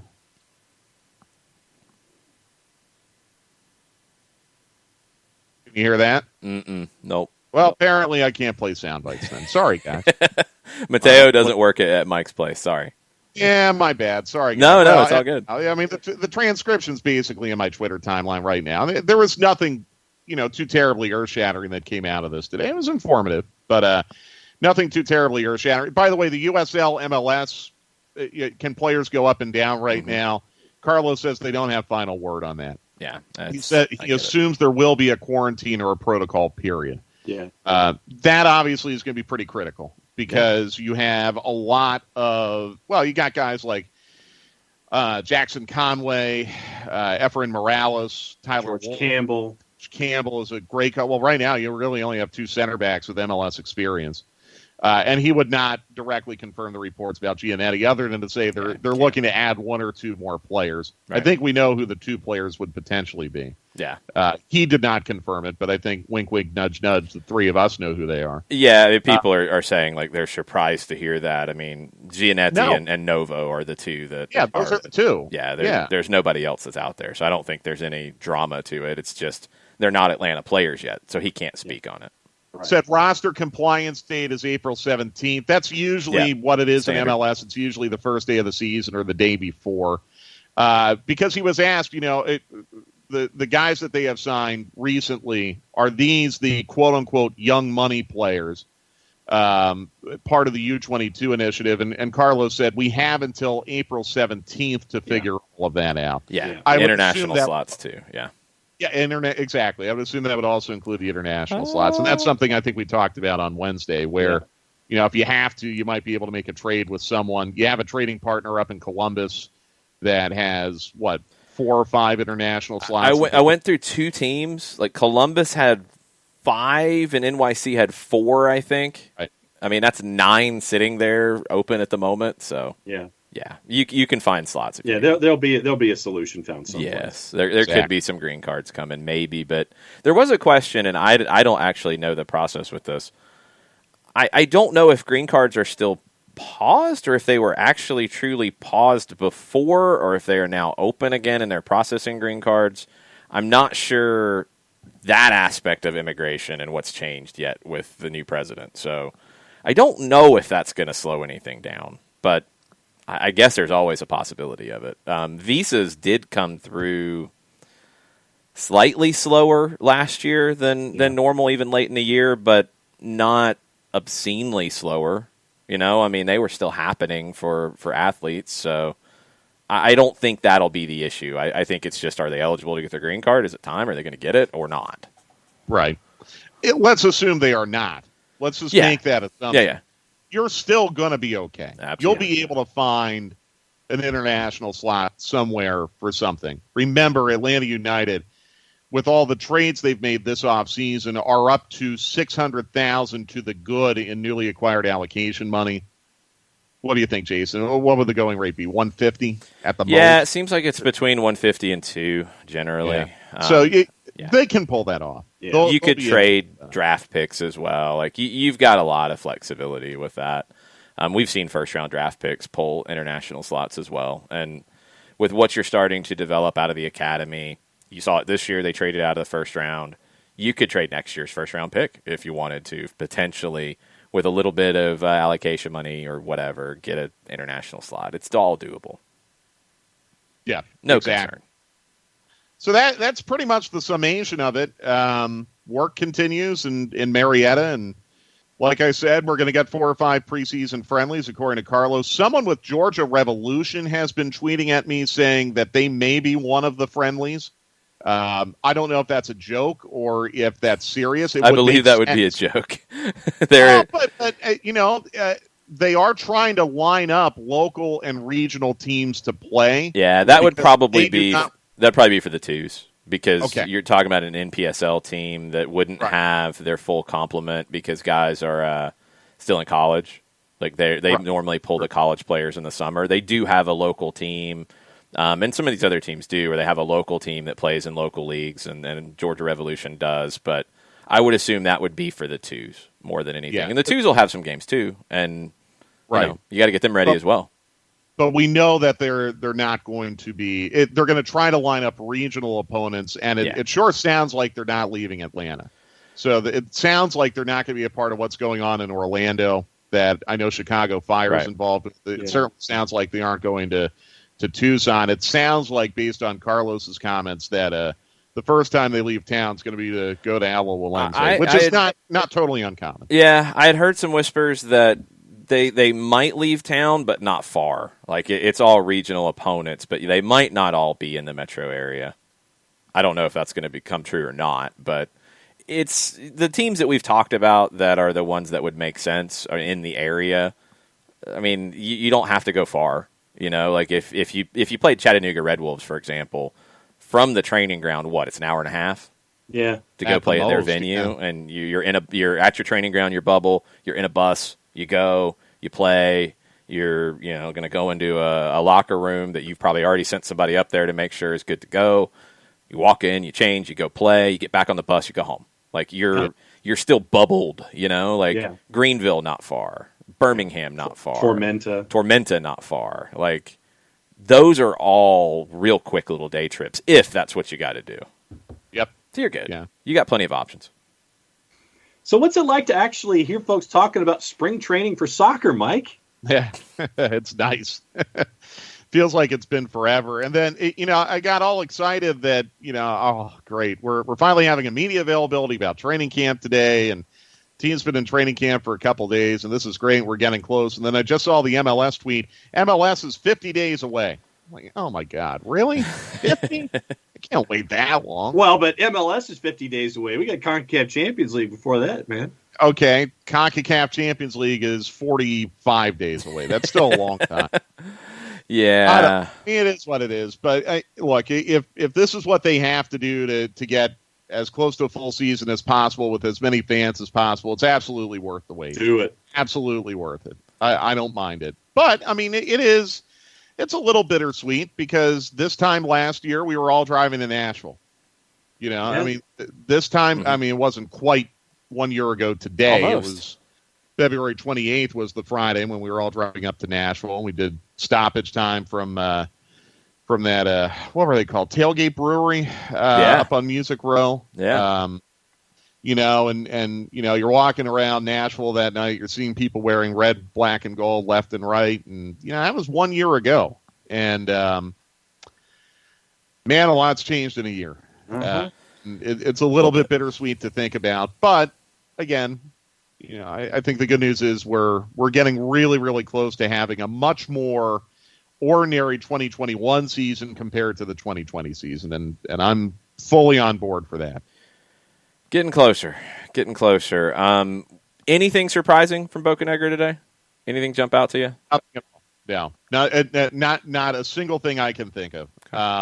That's good. I'm good with that. Yeah. Yeah, Carlos too. I mean, he tends to be a little guarded sometimes. I mean, he's going to give you very. He's not going to surprise you with any breaking news or information. Typically, I guess if you wanted to know, was I surprised about anything? Carlos appears to have in his office a bobblehead above his monitor. I tweeted a photo of this. I don't know if you can pull it up on your end, guys. I'm trying to identify who that bobblehead might be. So that means big monitor for me. Okay, so let's see. Yeah, if you don't mind. I'm sorry. And it's a no. It's image. Now, is it the lead? Oh, okay. You see that? Yeah. I see. It looks like Parky. Yeah, I was kind of thinking that. I don't know who that is. For a moment, I thought it was Matt Moore. I don't think they've made a bobblehead. Matt had a bobblehead. That'd be something. Yeah, I don't think they've done that. That looks like Parky. Yeah, it might be. It might. So, I mean, like, literally, that's the only surprise from what happened today is that Carlos has his office festooned with bobbleheads. He's not a minimalist decorator like me.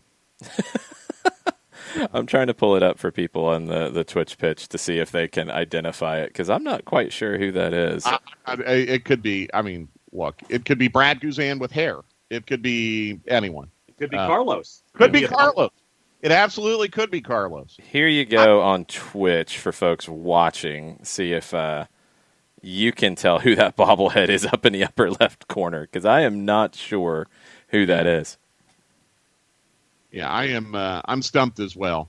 But okay, so those would be my two leading contenders would be Carlos himself or Michael Parkhurst. okay, I could yeah. see Carlos, and I'm not sure who the other one is. Everybody's saying Carlos on the Twitch page. It might be. I mean, I don't have a bobblehead of myself, so I can't say one way or the other if I would have it displayed if one existed. But If I had a bobblehead of myself, it'd be back here behind me. Oh yeah, no doubt. yeah, but you have a lot of decor. Now, I wouldn't make my own bobblehead to put No, behind no, me. no, That no, would be wrong. But Yeah. Carlos Bocanegra is an American soccer legend. He has bobbleheads that have been produced of him. And if he had one in his office, absolutely it would make sense. I consider you to be a soccer legend of I'm not a soccer legend. at least regional import, if not national. They don't make bobbleheads for regional soccer legends. Well, you're extremely well respected nationally. Okay, Depends on who you talk to, I Hold guess. on, Jack. There is going to be a day, Jason, we've talked about it. There is going to be a day where you're going to be inducted into either the Georgia Soccer Hall of Fame or something along those lines. There is going to be a day where that happens. So just get used to it. Notice this? I feel like I'm taking crazy pills. Mike is not crazy. Yeah. Well, maybe I am crazy because I don't know how Jason can play all of his sound and I can't. Like that's really I gotta go into my Skype settings because I mean I could be playing you all kinds of Carlos clips right We now. talking about practice, not a game, not a game. We talking about practice, man. I mean, how silly is that? Yeah, that was kind of a Yeah. low point in Philadelphia 76ers. All right, so I'm reaching out through the SDH Twitter account and asking Carlos who's the bobblehead. He's not going to answer you. You never know. It'd be funny if he did. I hope he If does. you don't ask, then you ain't getting the answer. At I least hope- I'm asking. You know, the thing is, it might not even be a bobblehead. I mean, it might be an action figure. Could be a I don't know, figurine. man. Maybe it doesn't bobble, but it's the same idea. Yeah.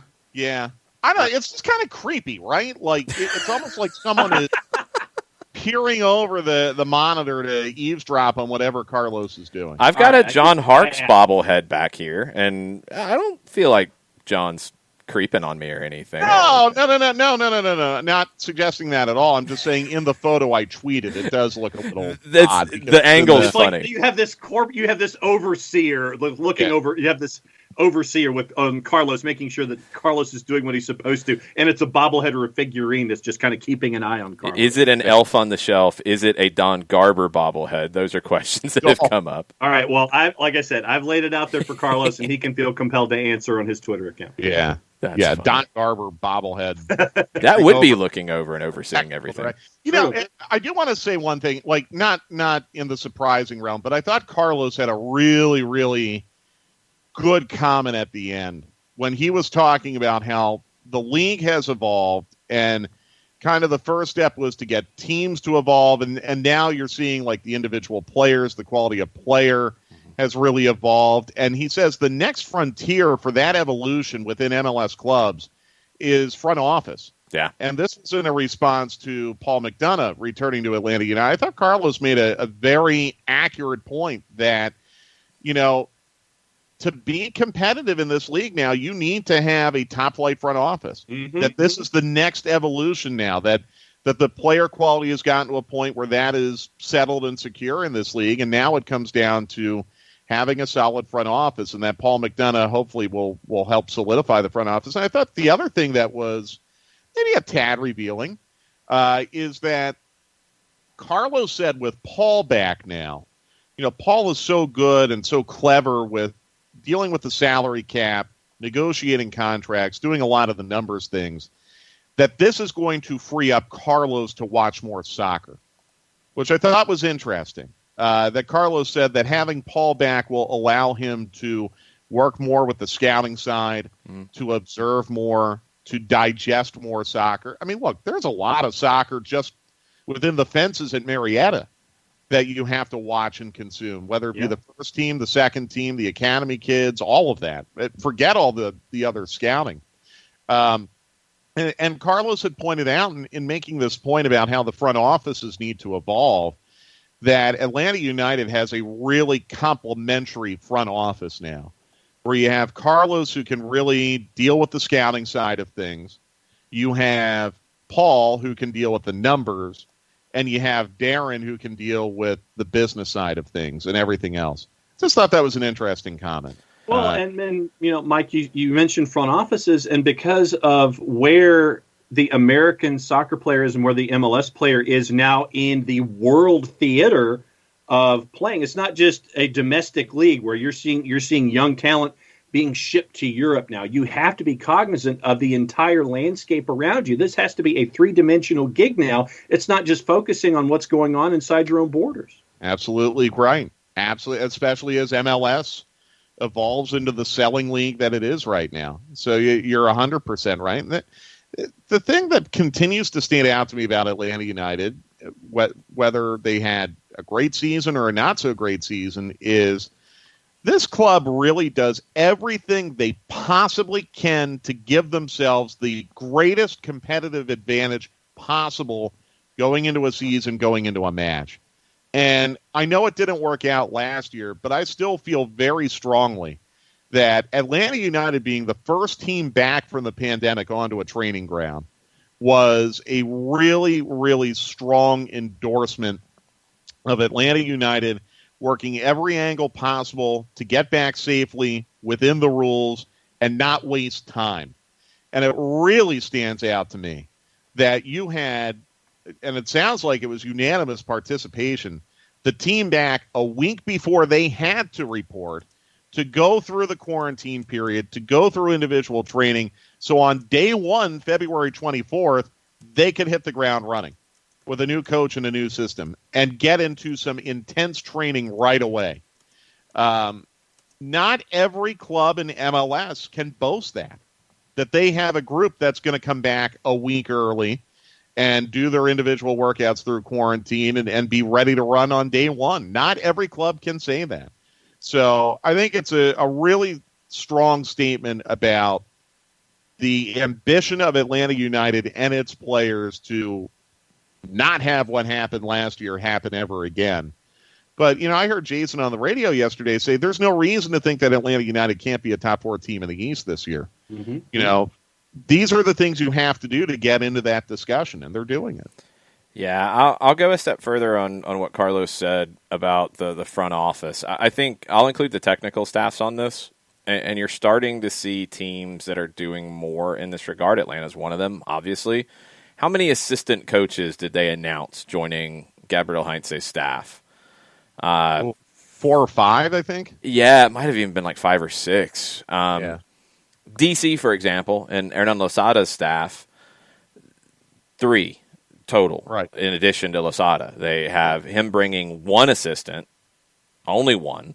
Yeah. Chad Ashton is staying, and a goalkeeper coach. Now, they might have video analysis. They might have that stuff going on. They might feel like that's separate.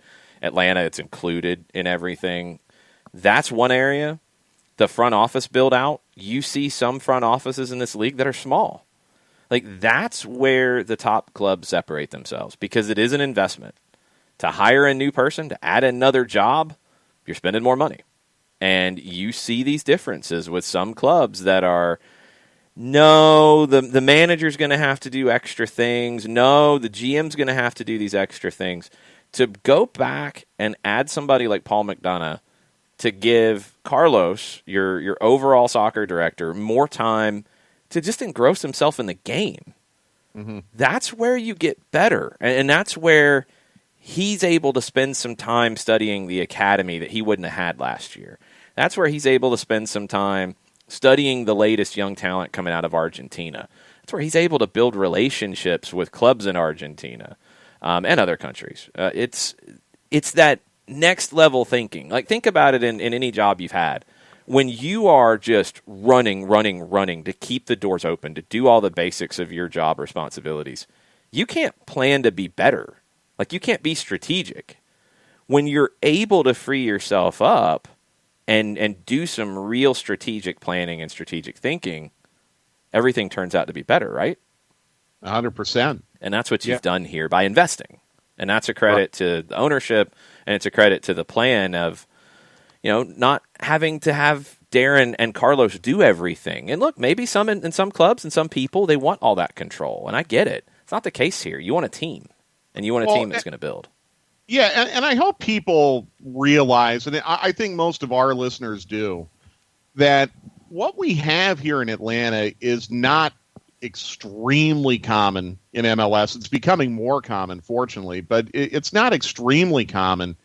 When you have an owner that's willing to spare no expense on the things that you've just talked about, Jason, not just the player costs, but all the other uncapped costs, if you will, whether it be having a larger technical staff, a more robust academy staff, even something as simple as having a couple chefs on staff. Yeah. Physio staff that doesn't necessarily work on a day-to-day basis, but can come in and do specialized things. And even from the fan side, like tonight, I don't want to give away too much of what they're doing with this kit release tonight, but I mean, it's going to be a pretty big, elaborate production that they're having at the home. Just saying. What the hell was that? You don't recognize that? Oh, that's Knight Rider. Yeah. There's a push of people talking about this looking very Knight Rider-ish. The kit? The whole branding around it. The whole branding? Yeah, it does seem kind of 80s. I don't hate it. No, I love it. I think it looks sharp. If they came out to that theme, I'd probably lose my mind. Oh, that'd be awesome. I got a Hawks game tonight, so you'll have to let me know. Well, and then if you could get either the Hoff or William Daniels. No, you can skip that part, John. You don't need to bring Hasselhoff in. You can just play the theme. The theme's all the memory. But if you bring in William Daniels, you're okay. The voice you're okay. You don't need that. You're good. Is William Daniels even available? I'm not sure on that. That's why I didn't want to plump down on that one. I think he is. Let me know. I thought maybe his availability had reached a final limit, but I could be wrong. But no, I mean, anyhow, this club is sparing no expense to do the little things that a lot of clubs don't do at all. Yes. That they don't even try to do on all sides. And I just, I know it was a very tough season last year, but I hope everyone still kind of remembers that we are lucky here. We have a lot of things in Atlanta that a lot of other professional soccer markets in this country do not have. Absolutely. All right, I got 3 things before you go. First off, a little bit of news. Tomorrow, Atlanta's U17s and their U14s play Charlotte's U17s and U14s. It's being played at Comporium Athletic Park in Fort Mill, South Carolina, but it will be streamed, and it appears to be streamed on Charlotte's sites, so their YouTube. I'm guessing it'll be on their Twitter and their Facebook, but definitely their YouTube. 1 o'clock for the U17s, 3 o'clock for the U14s. Some of those U17s will play for Atlanta United too this season. That'll definitely happen. Caleb Wiley, for example, should be one of those. Wow. And keep in mind that Carlos did say that some academy kids are in the first team training bubble right now, so it is possible that some of those U17s might not play tomorrow in Fort Mill because they're currently in the Atlanta United first team bubble. What that does is it bumps up an opportunity for the next guy in line, and that creates this progression that you're trying to do. 2 pieces at MLSsoccer.com. We talked about one of them already, the new managers and ranking which ones have the toughest job, the most pressure, et cetera, et cetera. John and I are in agreement in that there's a line from Josh Wolf, Hernan Losada, and Gerhard Struber. So Red Bulls, DC, Austin, with far less pressure. It's come in and build, and you're not going to lose your job in a year. Yes. Then there's the other 4. I put Phil Neville 4th. Andrew Wiebe put him 1st. I think Miami does not have a reasonable expectation of being a title contender this year. I think LA Galaxy and Greg Vanney probably do because of their history, even if it's not realistic. I think Gabriel Heinze and Atlanta have it, but they're also realistic about building a project. For me, Chris Armas has the most pressure and the toughest job in Toronto in year 1. That's my opinion. How do you kind of rank that? Who do you think has the toughest job? I agree with you completely because I think Armas's team has the narrowest window. And that it is a little more of a pressure to win now situation for Armas. I don't think Armas would be sacked if they didn't have a good year this year. But I think, every year that goes by, where they don't accomplish the ultimate goal is one less year in this window that was pretty tight to begin with. Yeah. And I think there is pressure in Toronto. And by the way, I mean, I think there's going to be personal pressure. I mean, you saw what happened with Thierry Henry yesterday. This is going to be brutal for Toronto, Vancouver, and Montreal. Mm-hmm. Absolutely brutal. So, yeah, I mean, Armas is going to feel pressure on a lot of different fronts this year because he's got a very, very engaged fan base, an ambitious owner. They're not going to be able to play at home for the foreseeable future. And he's got an aging club. I think next to that, I would probably put Heinze over Vanny. Okay. But it's really close because I think Heinze gets maybe a little more benefit of the doubt from his bosses, but a little less benefit of the doubt from his supporters. I think we've seen that, you know, Atlanta United supporters really are not cool with not meeting their high expectations. I want to be really clear. Like, I don't think any of these managers would be in danger of getting sacked if anything bad happened this year. I think Armas would be the closest one, I think. Yeah, probably. But I don't even see that happening. I think you got to be a little bit realistic about where we are right now in the pandemic. That probably buys some time. Yeah, you're right. Exactly.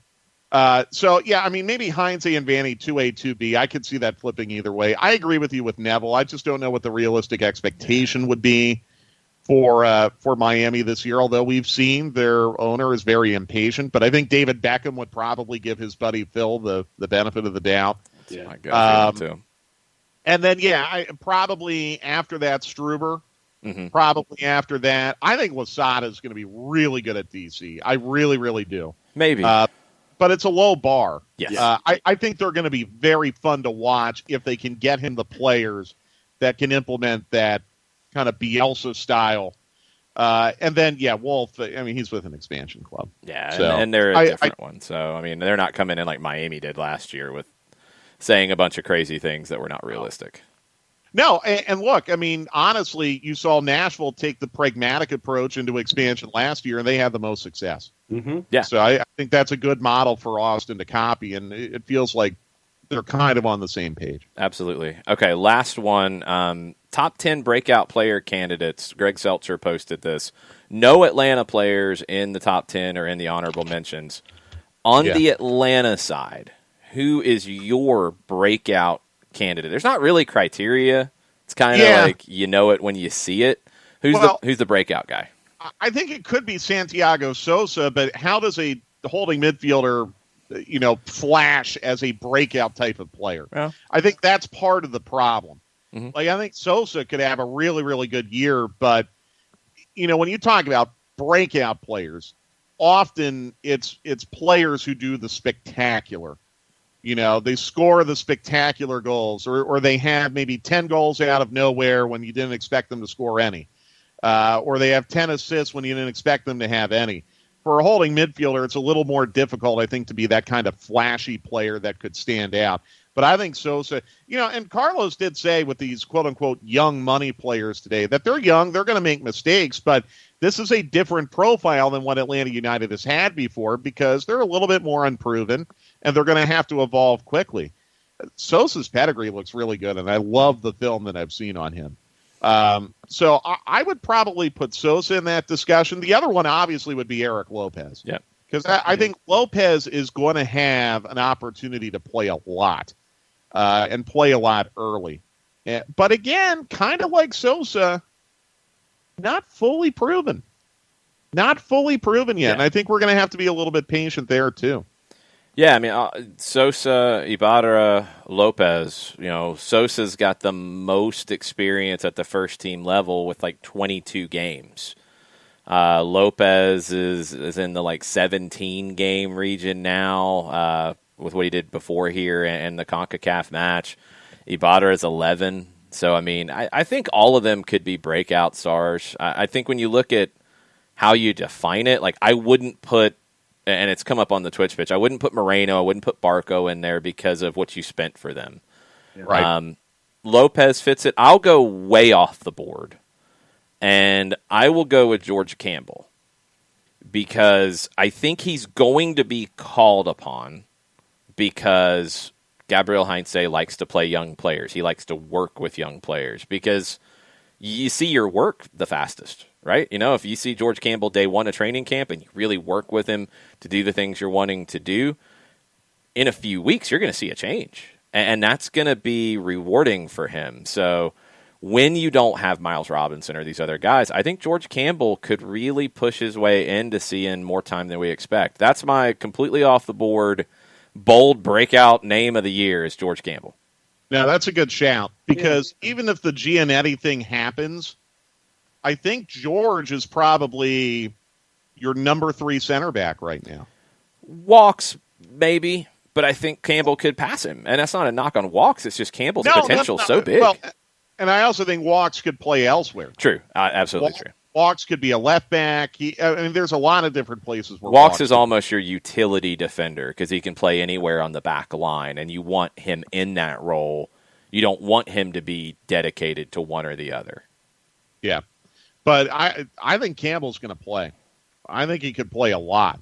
You know, especially if Miles goes to the Olympics, or if God forbid someone got hurt. Yeah, competition, schedule compression, all those different elements. And if Campbell shows from jump that he's learning and he's progressing, then Heinz is going to play him. Yeah, and one other point, I mean, they let Lawrence White go because I think they felt really confident about George Campbell. I think that was a strong. I mean, they gave White a lot of opportunities to play last year. Campbell, not so much. I think Campbell suffered because of the USL MLS transfer moratorium, I guess. Not even transfer, just go up and down. So I think Atlanta United's made some statements based on what they have done this offseason that they feel like they can rely on George Campbell. And when we saw George play last year, especially in the preseason, I thought he was excellent. I did too. I was impressed then. He had a lot of time to work, and I think that time with Stephen Glass, who had, I think, done so much developing him in 19, to then get that second half of the year with him, I'm sure that helped with his confidence, even though we didn't see him that training time, that work. Like he's going to be in a better position to hit the ground running. So if he's called upon, I think he can deliver. And if he delivers, he'll get called upon more, and he'll get those opportunities. So that's my bolder pick, and we'll see if it comes true. Good shout. I'm with you. We'll see. We'll see. What are you cooking this weekend? Yes. I am cooking up a full schedule of Hawks games and TV appearances and all that. So very nice. That's always good, too. Yes. Going to be a lot of fast food in the Conti house this weekend. What will your takeout first choice be this weekend, then?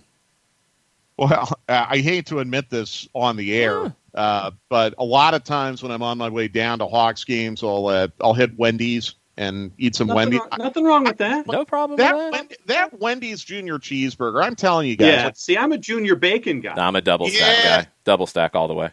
All of them are great. I mean, you're talking about 3 different forms of perfection here. But I always go back to what George Foreman said when he was training for the Michael Moore fight. Archie Moore, George Foreman's trainer, let him eat Wendy's Junior Cheeseburgers because it had the perfect ratio of carbs to protein. Oh, wow. Because the bun, there was really more bun than meat, which Archie Moore determined was the absolute perfect ratio between carbs and protein. So, when I go down to Hawks, and just to be clear, in case people don't know, they're on the road, but we still do the games from the arena when they're on the road. So when I'm on my way down to Hawks games, and they play Friday and Sunday, I'll go through the drive-thru and get some Junior Cheeseburgers, and I'm never hungry during the game after doing that. There you go. Well, that's not bad at all.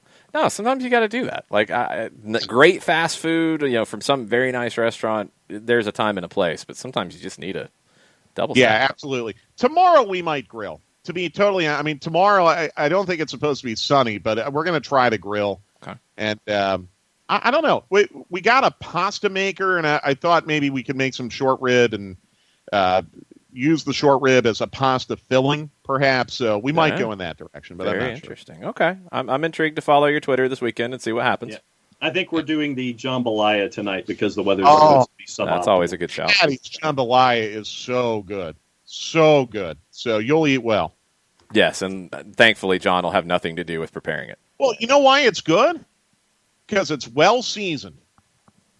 Conecuh County sausage and chicken and jambalaya, as we know it. And seasoning, John. Lots and lots of seasoning. It's kind of important. Just saying. Just saying. All right, Mike, thank you. As always, have a good weekend. Hopefully the Hawks continue to win some games so we have good things to talk about. Yeah, we'll see on that. We'll see. Thanks, Mike. Bye. Make sure you're following him, Mike Conti 929 on Twitter, especially if he does some short rib filled pasta. I'm intrigued. Ooh. I like that idea. Real quick on that MLS breakout thing, the guys to watch, according to Greg Seltzer, Efrain Alvarez, I totally agree. Michael Baldissimo from Vancouver, I need to see more. I'm not sure yet. Caden Clark, yes. I mean, he's pretty broken out, but he can definitely take a jump. Cade Cowell's a great shout from San Jose, 17 years old. He has really impressed me at his age, and he's a big boy. Cowell could be a huge star this season. Anthony Fontana absolutely could be a huge star this season, replacing Brendan Aronson. Brian Galvan from Colorado, I didn't like what I saw from him last year. He came over from Argentina and Colón. I'm not as sure on that one. We'll see. Ariel Lassiter in Houston now. He was with the Galaxy. It didn't work out. He went down to Costa Rica and did really well. Came back on loan to Houston. They liked him enough to get the deal done. Maybe with the players around him, he ends up having a big year. At 26, it seems like he's a little older for a breakout star. Yeah. But he hasn't broken out yet. So at least not in this country. He did in Costa Rica. Let's see what he can do here. Kamal Miller, to me, isn't a breakout star. Kamal Miller is a good defender in this league already. If he takes a jump in Montreal to be a top defender in the league, well, okay, that'd be impressive. I really like the shout of Moses Nyman for DC because I think Hernan Losada is going to have to turn to Nyman, Paredes, Griffin Yao, those young guys to play the way he wants. Now, what that means for your Julian Gressels, your Edison Flores is, I don't know. And you're not going to have Paul Arriola early in the season either. So I don't know what DC looks like. But as we've talked about with Heinze, who plays in a similar way to what Losada's going to do, he likes young guys because they're able to adapt to what he wants to teach them, and they're far more willing to put in all of the work off the ball. Nyman, Paredes, Yao will have opportunities. I think Nyman is the best of that young group. And then Tanner Tessman is the last one. And yeah, I am totally on board with Tanner Tessman as a breakout star this year. I would have added Donovan Pines since he was looking at DC United. I would have said Pines for somebody at the back as a breakout. If you're going to go, and like Griffin Yao was on the list as an honorable mention, if you're going to go with those young guys, yeah, because Pines is a little more established. Pines should be talked about as one of the best center backs in the league, in my opinion. Coco says Aiden Morris, which I think is a really good shout, who didn't make the list here, and even in the honorable mention guys. That's a good one, Coco. Yeah. Other ones that are on the list here, Robbie Robinson, I'm not so sure on yet. Ricardo Pepi, potentially, but I don't know if he gets the time. Jaden Nelson could be out of Toronto. He's got Top Brian Anunga as honorable mention. I don't think he gets the time just because I think it's mostly going to be Godoy and McCarty as it should be. But Anunga was good last year when he did get the playing time. Ignacio Aliseda in Chicago could absolutely be that. I thought he got better as the year went on. So there's a lot of new guys coming through this league, and a lot of young guys are in a better position coming out of academies to contribute. So you're going to have more breakout stars every year as opportunities present themselves. Going to be fun. Yep. Looking forward to it. People are calling for a 3-hour show. I don't have time for a 3-hour show. Sorry, I have a call here in a few minutes that I have to take. So I will run through a couple of things very, very quickly, and then we will be darting out the door. We will have a Argentine watch along this weekend, TBD. So make sure you're following us at Soccer Down Here, and if you're a subscriber in the Discord, I'll give you all a heads up which game we're able to do. That was a lot of fun last week. It was a watch along. The game ended up not being maybe the greatest one, but it was a fun conversation regardless. So we will be doing that this weekend. Coco, stop talking Lanús and trolling my defense at USTCO. They play this afternoon. Not going to be able to do that one, but probably a Saturday night game. So stay tuned. Speaking of Argentina, CONMEBOL ruled on additional suspensions for a couple of red cards in the semifinals of the last Copa Libertadores. Jorge Carrascal is going to miss an additional game to the first game of this year's group stage. He got the red card. He got a fine of $1,000 as well as a really bad red card. Robert Rojas is going to miss that game as well. He got a red in the second leg of the semi against Palmeiras. The big one is Frank Fabra of Boca. Remember the stomp on Mourinho's abdomen in the second leg of the semifinal against Santos. Fined $1,575 and suspended for 3 games. That's half of the group stage. That is a robust suspension for Fabra, and it's deserved. That was horrendous. That was very, very bad. Keep an eye on this from a CONCACAF perspective, and I don't think it's been finalized just yet, but Michail Antonio of West Ham is set to switch his allegiance from England to Jamaica. And if Jamaica gets Antonio added to that team, then CONCACAF and the octagonal could get even more complicated. Business is just picked up in that case. Yeah, Mike McGrath of The Telegraph was the one who broke that. That would be really interesting. Lots of talk on Erling Haaland, and we're going to get this every day between now and whatever happens with him in the summer. You've got Manchester City potentially in for him and Gio Reyna, according to 90 Minutes. You've got that demand, according to the Star, of £150 million is what it could look like. You've got Lothar Matthäus saying if he stays in the Bundesliga, the next step can only be Bayern Munich. Well, yeah, but Bayern Munich's not going to pay this kind of money, so I don't see that one happening.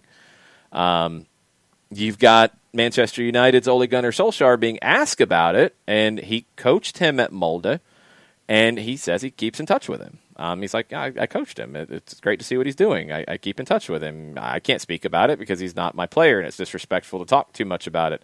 Apart from that, I know him and speak to him.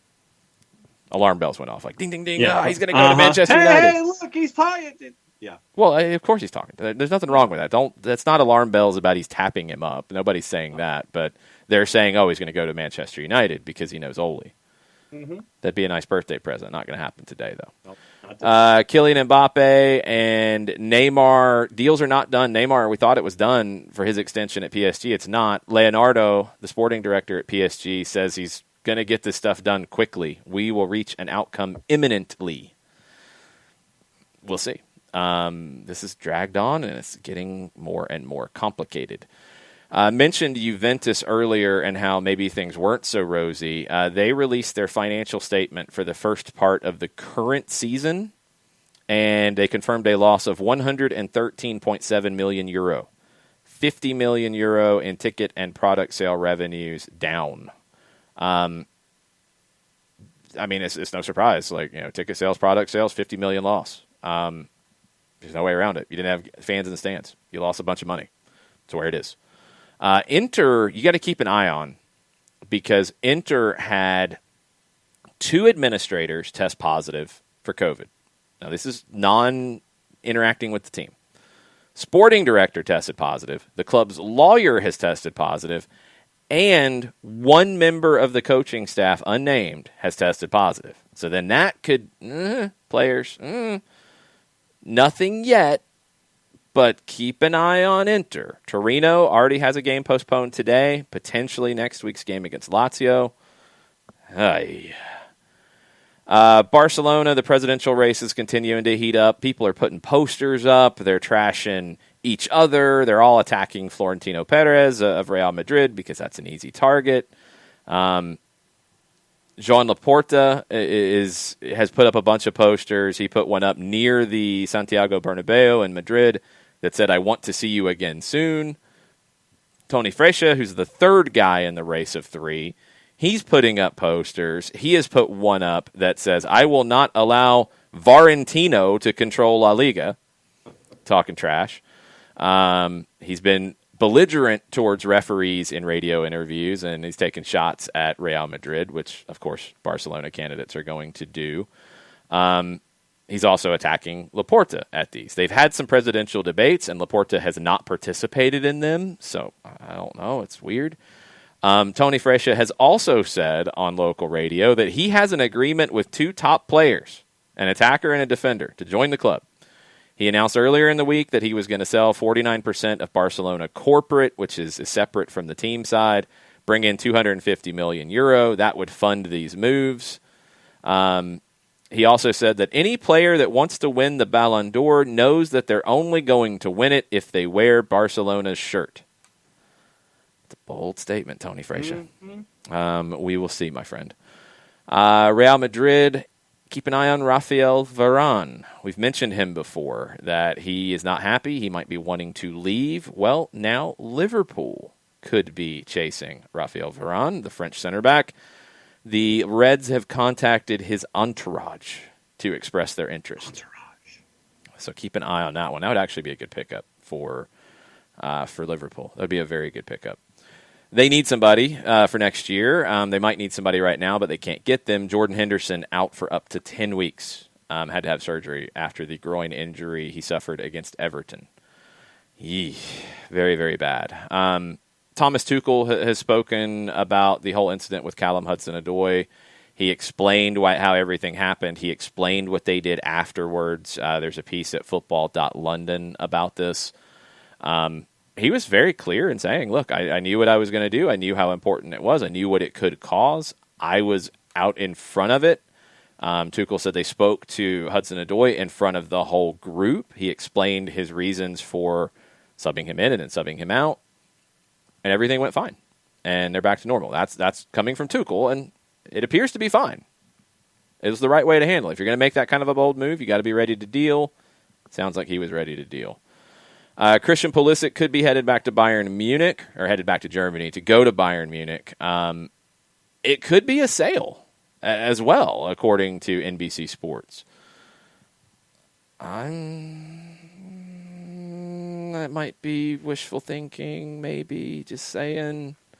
I don't know if you're going to get $70 million. I don't know if Bayern Munich's going to spend that kind of money here. Yeah. Alone, I think they'd be happy to do. Yep. A discount price, I think they'd be happy to do. I don't think they're going to spend a whole lot of money on this. It makes sense for him. It makes sense for Chelsea. It doesn't make sense for Bayern to spend a massive transfer fee on it. It just doesn't. So we'll see. Carlo Ancelotti sounding like he'd like to stay at Everton for an extended period of time, be there when the new stadium opens up. That's very cool. We mentioned Rafa Benitez and his comments about Naples and how he has a great relationship with the people of Naples and still follows the team. Again, Gennaro Gattuso with a fork. You might want to be careful. Yes. Rafa, por favor. Go and read Adam Crafton's piece in The Athletic about Turkish football. It's way too complicated to try to explain here, but now you have a club and the TV partner basically at war with each other. And to the point that the TV partner might not be the TV partner much longer because the deal's up and they don't want to be warred with by a club. It's bad. It's really bad. And there's a whole lot of mess with this, with Fenerbahce and with BN. So Adam Crafton's piece at The Athletic breaks it down in great, great detail. It does not sound good. And if that money leaves Turkish football, there's nobody to come in and replace it. You've got the rest of the league that could suffer because of Fenerbahce's actions, and it's not good at all. Couple of things out of South America before we go. Guillermo Barros Escaloto could be headed to Universidad Católica in Chile to replace Ariel Holan, who is going to Santos. I thought maybe he'd end up somewhere bigger than that, but it didn't go well at LA, and maybe that has dented his reputation a bit. Gonzalo Montiel of River Plate is out of action for a good while after coming down with mono. He will miss the next few weeks, obviously. He could miss a call-up to Argentina's national team for World Cup qualifiers in March. Bad timing for River. Bad timing for Montiel, missing out time with the national team. Reports broke last night about Rafael Santos Borré and how now there was talk he would go to Palmeiras when his deal is up in the summer. He reportedly has told them no and that he will stay at River. Now, there were links to MLS, Minnesota, a New York team, which my guess would be New York City. I don't see the Red Bulls spending that kind of money, but I guess saying a New York team, it could be the Red Bulls. And Toronto were linked to him. But according to Cesar Luis Merlo, he has said he will stay with River. That was in conjunction with Palmeiras. And that's also for now. Let's wait and see what happens. Lots of stuff. It's going to be a busy weekend. Check out soccerdownhere.net for your programming schedule of some games that I've picked out that you might want to take a look at across the world. We will be back in the morning with the Power Hour to talk about what happens in the morning, to talk about all the games that are going on in the morning live, and to kind of set you up for the rest of the weekend. It's hectic. And also tonight you have the kit launch. We're not going to be there with the weather, with everything going on. It's going to be really difficult to pull everything off. The timing just doesn't work. It is going to be broadcast live, atlutd.com/live. You can go watch that there. So excited to see it. Excited to see how they produce all this, how they put everything together. I'm just excited that we're like ready to go. We're getting ready to go. We're going to have some preseason games coming up. I'm excited. We're moving along. So tomorrow, Power Hour. Check the website. See you on the Discord if you are a subscriber. If you're a subscriber and you are not in the Discord, let us know. If you are not a subscriber, we would love for you to be a subscriber. Please subscribe on Twitch or on Patreon. It just benefits the show and helps us do what we're doing and do more stuff. Time for the kit reveal, is that 7 o'clock tonight? Or is it 7:30? Do you know? I don't know. I haven't seen a time. I've just seen, okay, here's the deal, and They have said a time. They haven't just said, like, just sit at your computer until it goes live.